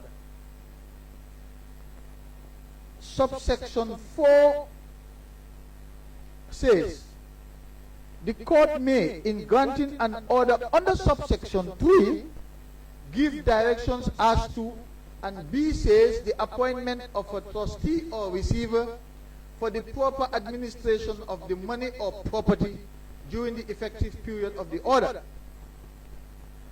Subsection 8 of the Anti-Money Laundering Act says as follows. An order made under subsection 3 of the Act shall cease to have effect at the end of 6 months following the time the order was made, if the person against whom such order was made has not been charged with a criminal conduct, money laundering, or financing of terrorism offense within the period. So this section clearly says the order that the High Court would give under subsection 3, including the appointment of the receiver or trustee, shall cease to have effect at the end of 6 months following the time the order was made. And which is the position of the minister at the time, my position, that Augustus Prom's receivership tenure expired at the end of the last 6 months that the court gave. So therefore he was never terminated. He was never sacked. His tenure as receiver expired together with the order that the High Court gave. It says shall cease to have effect. And the wordings are very clear, and this was the ministry's interpretation of this, and this is why we allowed Augustus Prom's tenure to elapse, to expire in accordance with subsection 8 of section 51 of the Money Laundering Act. And anybody who said that Augustus Prom was terminated is spreading falsity. Thank you.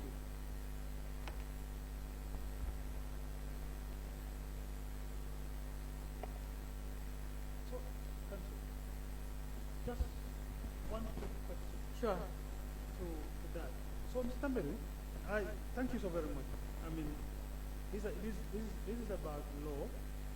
I'm sure the committee will look into these particular provisions in the Anti-Money Laundering Act further to also establish exactly what the law says. But if I should ask, at what point did the Minister of Justice, or should I say the Commission, had an engagement with Augustus Prom regarding the payment of commission, 10%? At what point did you have it? We negotiated with Augustus Prom. I actually negotiated with Augustus Prom, and we agreed on the 10% commission fee, which is what Augustus Prom was paid throughout its receivership tenure, from the beginning to the end. There was a proposal by the Commission of Inquiry for Augustus Prom to be paid 3% of the receivership fees over the 2 hotels that Social Security owned, Ozone Bay and Sunset, which Augustus Prom rejected. I think Mr. Prom's evidence was clear. But as far as the Ministry of Justice was concerned, Augustus Prom was paid the full 10% from the start of the receivership to the end of the receivership. Yeah. That's it? You can proceed. All right, very well. Mr. Tambedou, I did say earlier that I wanted us to look at other issues that ensued for the Ministry of Justice and look at other assets before we get to land. But I think now that we've started talking about a task force, and the task force its main role was basically to handle issues of land. So let's just close issues of the task force up to the time you left the Ministry of Justice, and then we can move on to other assets that the reports of the Commission dealt with, or the Commission dealt with in general. We have your proposal at hand. And by taking a quick look, we can say that the President accepted the proposals made at the time in May. It was accepted in writing, by the way. Yes, so, and work started. For the establishment of the task force, we can see that the white paper also, of course, as it's reacting to as the President is reacting to the recommendations of the Commission of Inquiry, he's also informing the public through the white paper of what has been done and what is yet to be done. And what had been done at the time was that the task force was established, and what the white paper states is that the task force or what the role of the task force was to handle third-party claims. Including to handle third-party claims. Okay. Consequently, the government has now established an I'm reading Okay. paragraph 44 of the white paper. The government has now established an inter-ministerial task force at both the ministerial and technical levels to handle all such third-party claims. Okay. So, what was the task force supposed to do? Isn't this, to my mind, This was and part from of what they were supposed to do. Okay. What else was the task force supposed to do? I'm not sure I understand what you mean. It was supposed to carry out the proposals that I had put to the president, including identifying properties that would be sold by the receiver.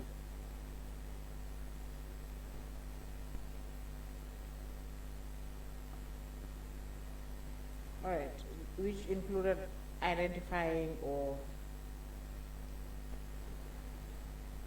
selecting property to be sold. Yes.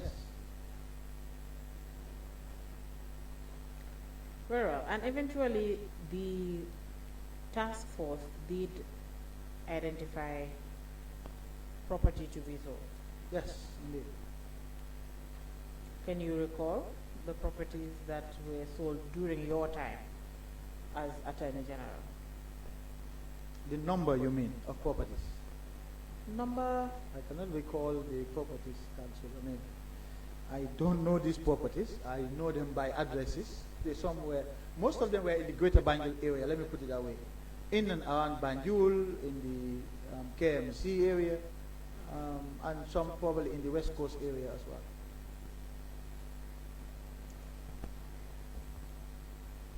There were 44 in number as at that time, but some of the sales were subsequently cancelled for one reason or another. Very well. So,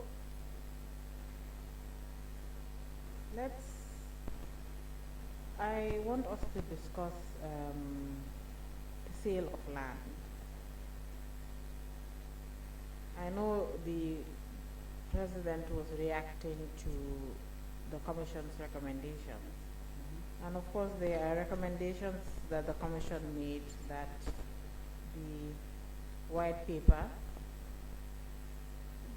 or I'd say the President through the white paper, did not accept fully or did not take on to implement fully.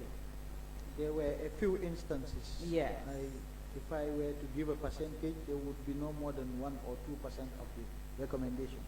Okay. So, why was sale of land part of the recommendations accepted at the time? One of the primary objectives of the Commission of Inquiry, the Jani Commission, was to recover lands, and so it was to recover as much of the monies that were misappropriated by the former president as possible. It's one of the explicit objectives reflected in the terms of reference of the Commission. So the government wanted to recover as much of the monies as possible, which is why the government decided to sell the properties. I would like to see where this is going.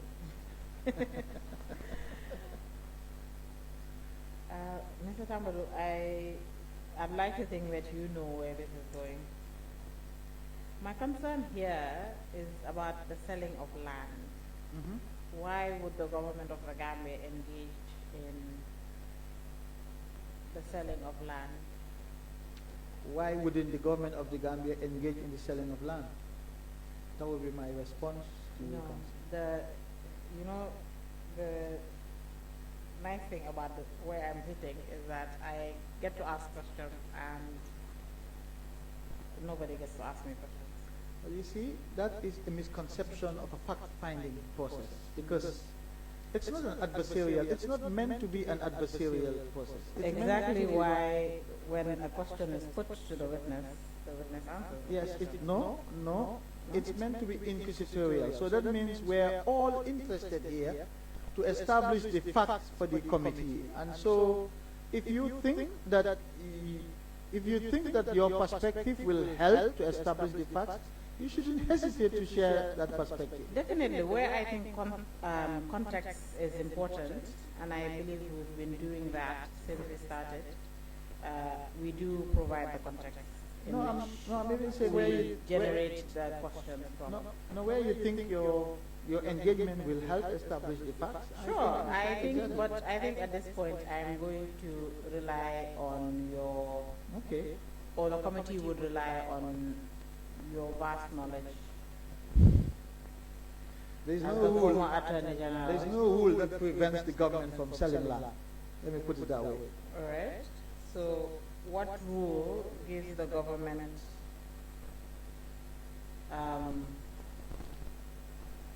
authority? I don't want to use that word, but should I say powers to sell land? Well, if it is not prohibited, Where does it derive its authority to sell land from? well, if it is not prohibited, it is allowed. And remember the principle of the presumption of regularity, Council, when it comes to state action.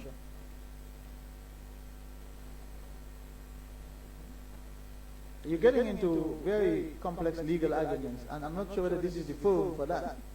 Why wouldn't this be the forum for that? This is the people's house. It's a fact-finding process. It's not. That's why there's a separation of powers. That's why when we have legal issues, we go to the courts. Very well, but in finding of facts, this, as you're saying, there is no rule. You said, and correct me if I'm paraphrasing here, if I'm wrong. You said there is no rule that stops or prohibits the government from selling land. Am I right? That's what you said. That's right.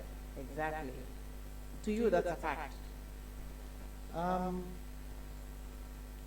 Because the laws of this country are silent on it. Is it? It's a legal argument. So we are expressing legal opinions here. That's why I said whether this is the forum for that.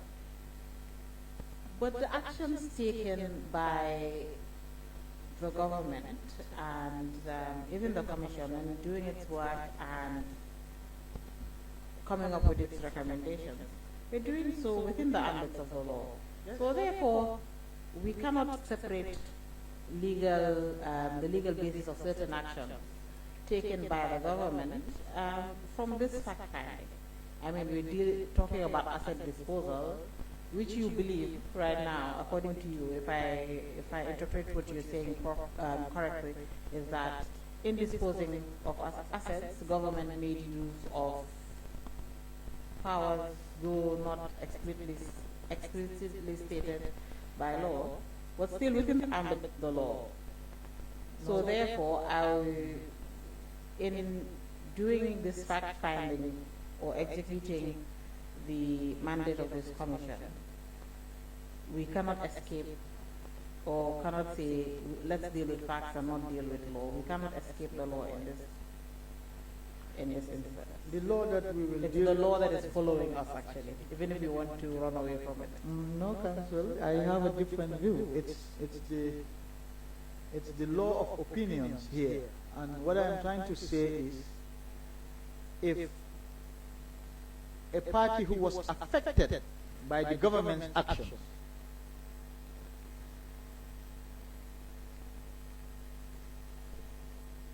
only that party could have challenged the government's actions. And where would they have challenged those actions? In court. Because the exercise you're getting into now will lead us to a situation of where you have an opinion, the government has an opinion, and this is not an adjudicatory forum.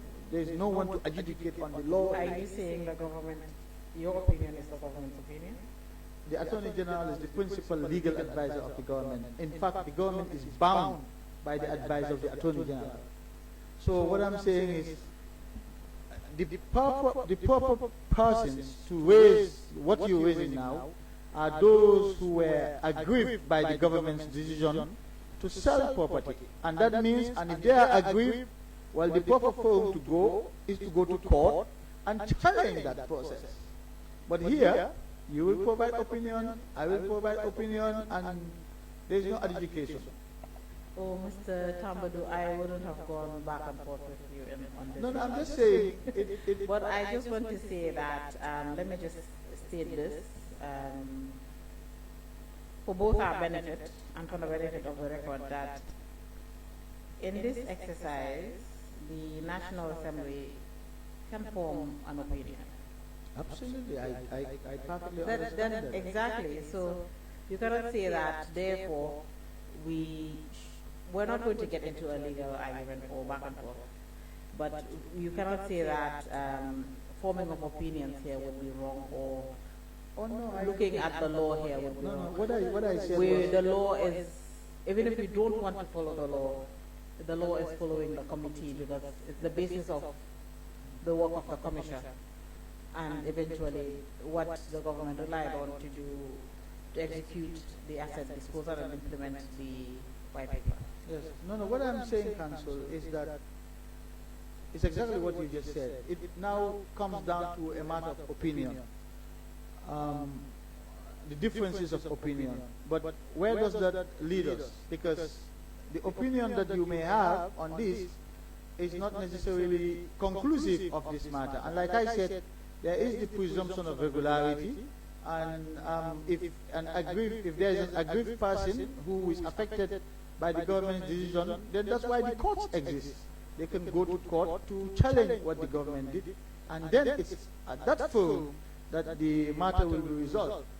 Again, I like to give analogies. I'll give this setup as an analogy. I gave it earlier, I'll give it again now. I know that there was a motion for the legal team to assist the select committee, so I am not focusing on that. My focus is, what if I were to propose that the enhanced role of council in this setup, even with a motion by the National Assembly, because the Supreme Court can strike even acts of the National Assembly, let alone motions. And what if I were to raise the argument that this process, as it is, was unconstitutional? Now that would be a matter of opinion for me. You may have a different opinion, this is why you have this setup. But because of the presumption of regularity, we have to continue with this setup because that presumption is there. But it wouldn't stop me or anybody else outside if they wanted to challenge this setup. Simply because the legal team are not members of the National Assembly, neither are they members of the National Assembly Select Committee. The point I'm making here is we can have different opinions about different things, but because of the presumption of regularity, you don't, unless you want to go to court, but you don't raise them, because when you raise them, they become only a matter of opinion. And right now, this may be only opinion for me, but if I went to court and say, Council Agisenika and Diba and Mendy were acting ultra-vires the Constitution because they are not members of the National Assembly Select Committee, and therefore they couldn't have been posing questions to the witnesses. And I'm sure at that point the court would refer, or in its deliberations and ruling, would refer to Section 182 of the Constitution. And that is why, to say that Parliament determines its own procedure. And that is why this motion that establishes this committee has mentioned the technical working team. and you may be right, that's what the court may say, but my point is it will be the court to say it. Exactly, That's but my it's point. already established by law, the Constitution. It did not only mention the technical team. Exactly. I think we should give Honorable a copy.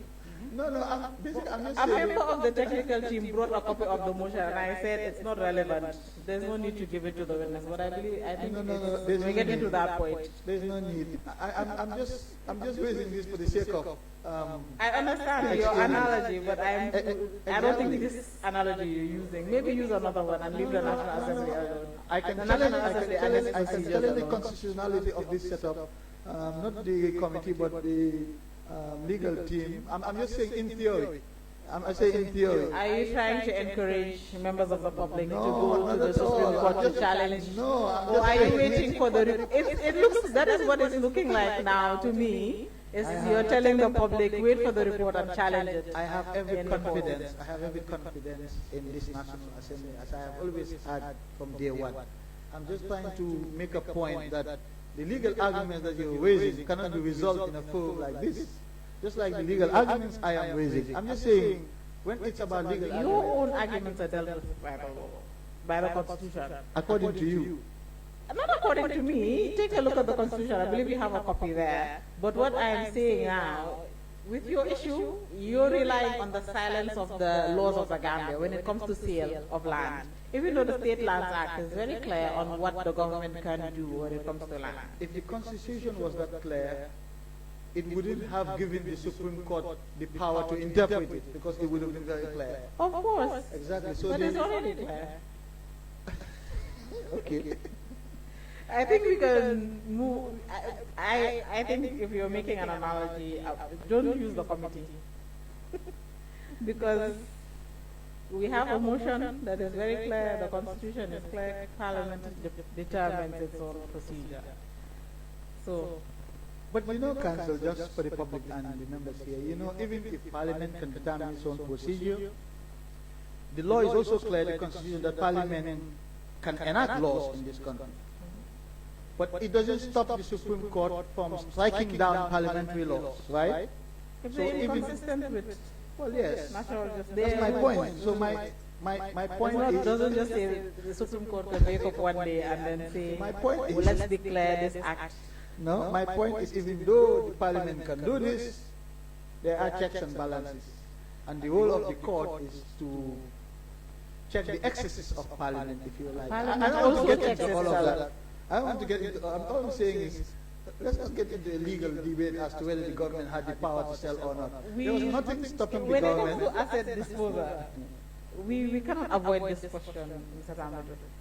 You cannot avoid it. And since you are saying that you are trying to encourage the public to take the report of the parliament, this committee to court, then No, no, maybe no. perhaps I'm not doing that. perhaps you're also encouraging Parliament to maybe take this question to No, court no, as well. I'm not doing that. Is it your position that the government didn't have the power to sell land? Is that your position? Is that the proposition you're making? My question is, I did not make any assertions or did not take a position. Okay.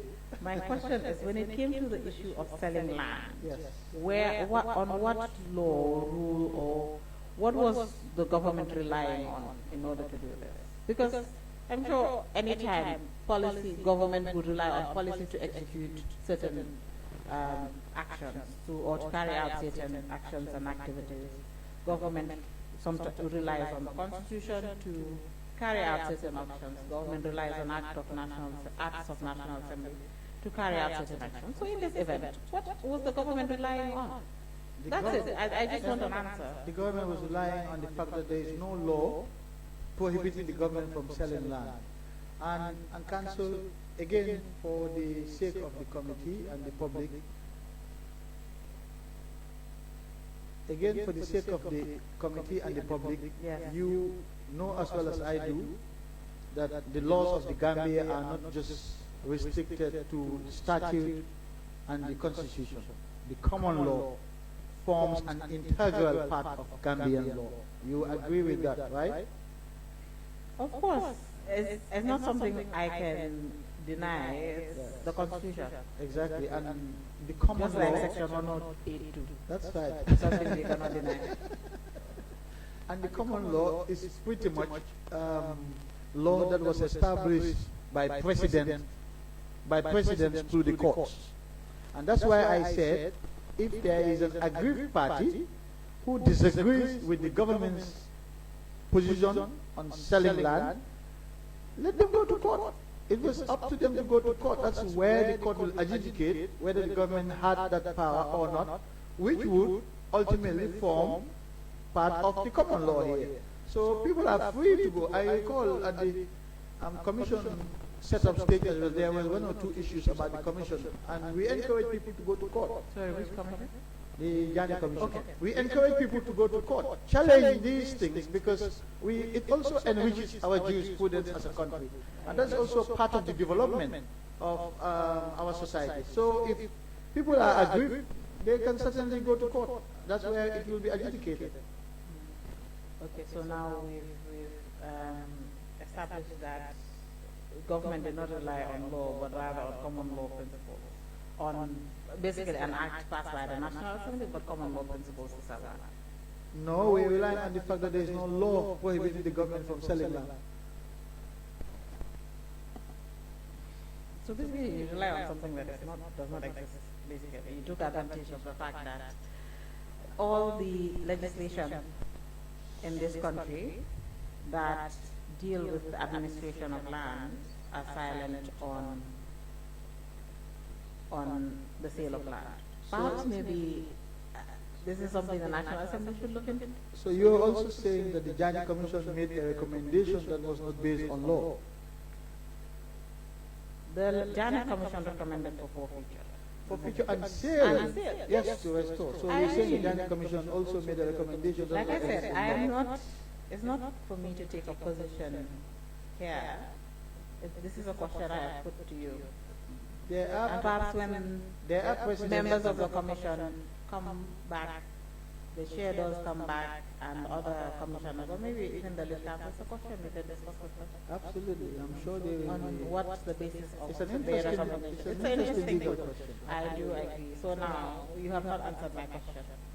We're still Which on is, what did the government rely on to sell land? You said common law principles. the so I recommendation, say- the recommendation of the commission. Okay, is, so now we've said the silence of the laws. No, that's, We've set that aside, we've set aside common law principles. No. We are now on the recommendations of the no, commission. you said on what did the government rely to sell land? Mhm. It relied on the recommendation of the Jani Commission to forfeit and sell land.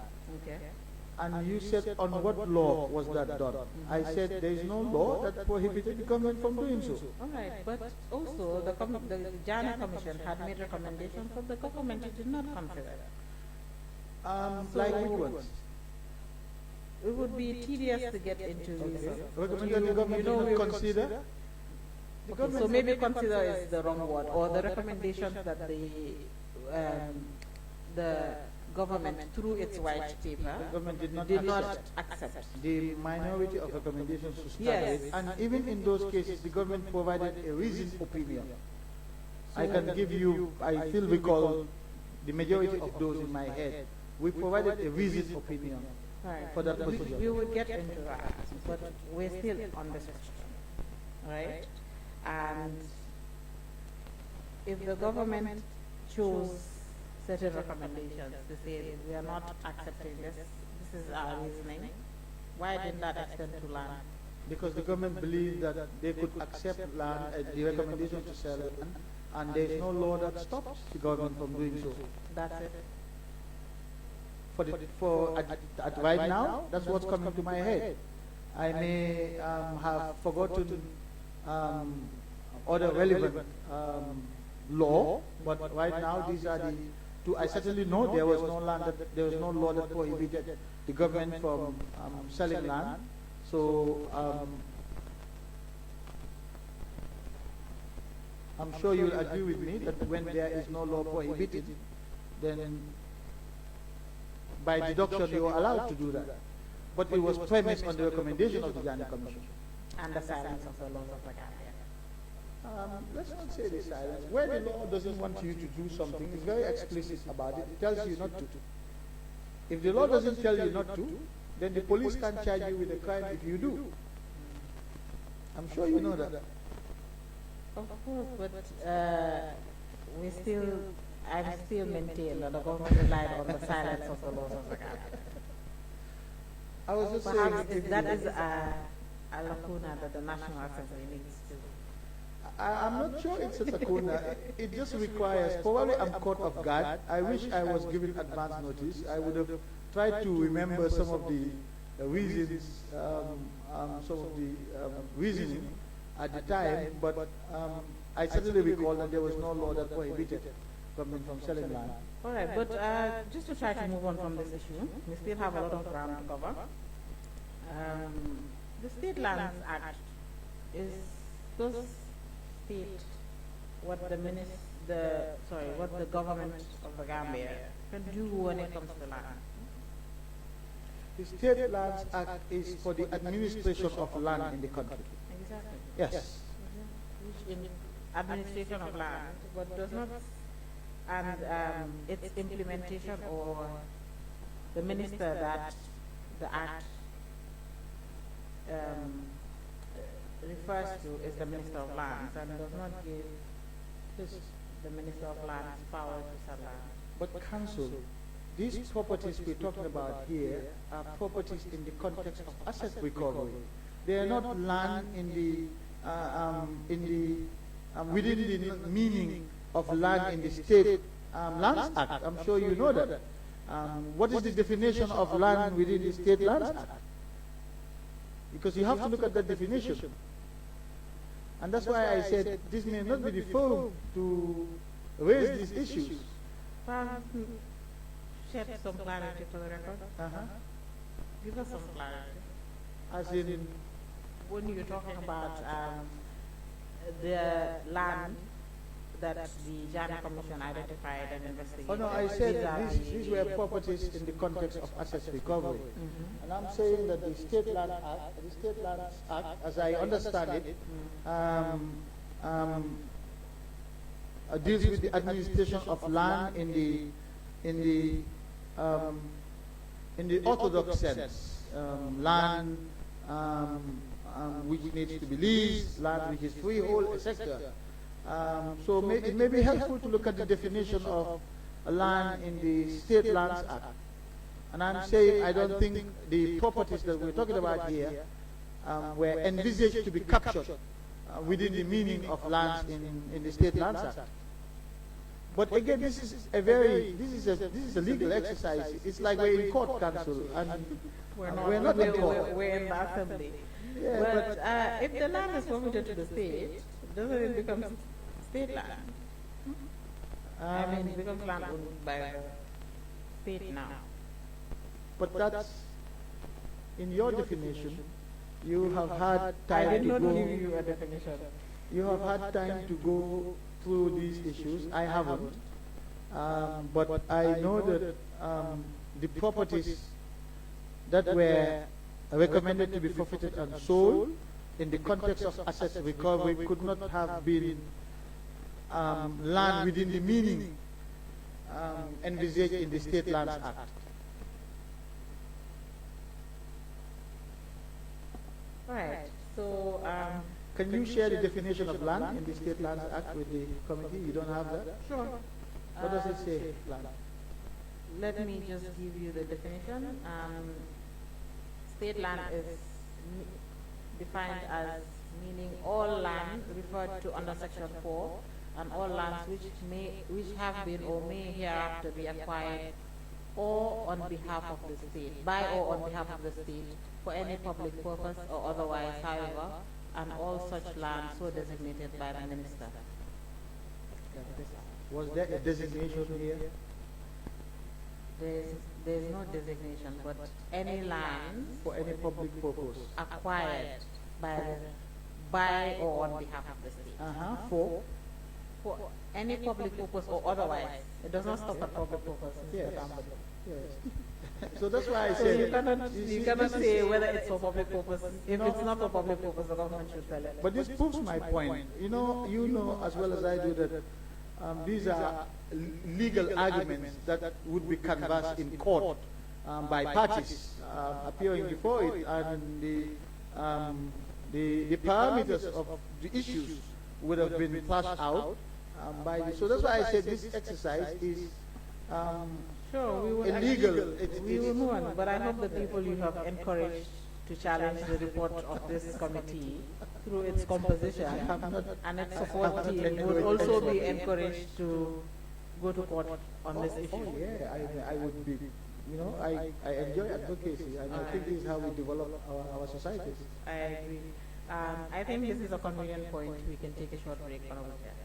Perfect. All right. At least 15 minutes, so we can proceed again. Thank you. Thank you.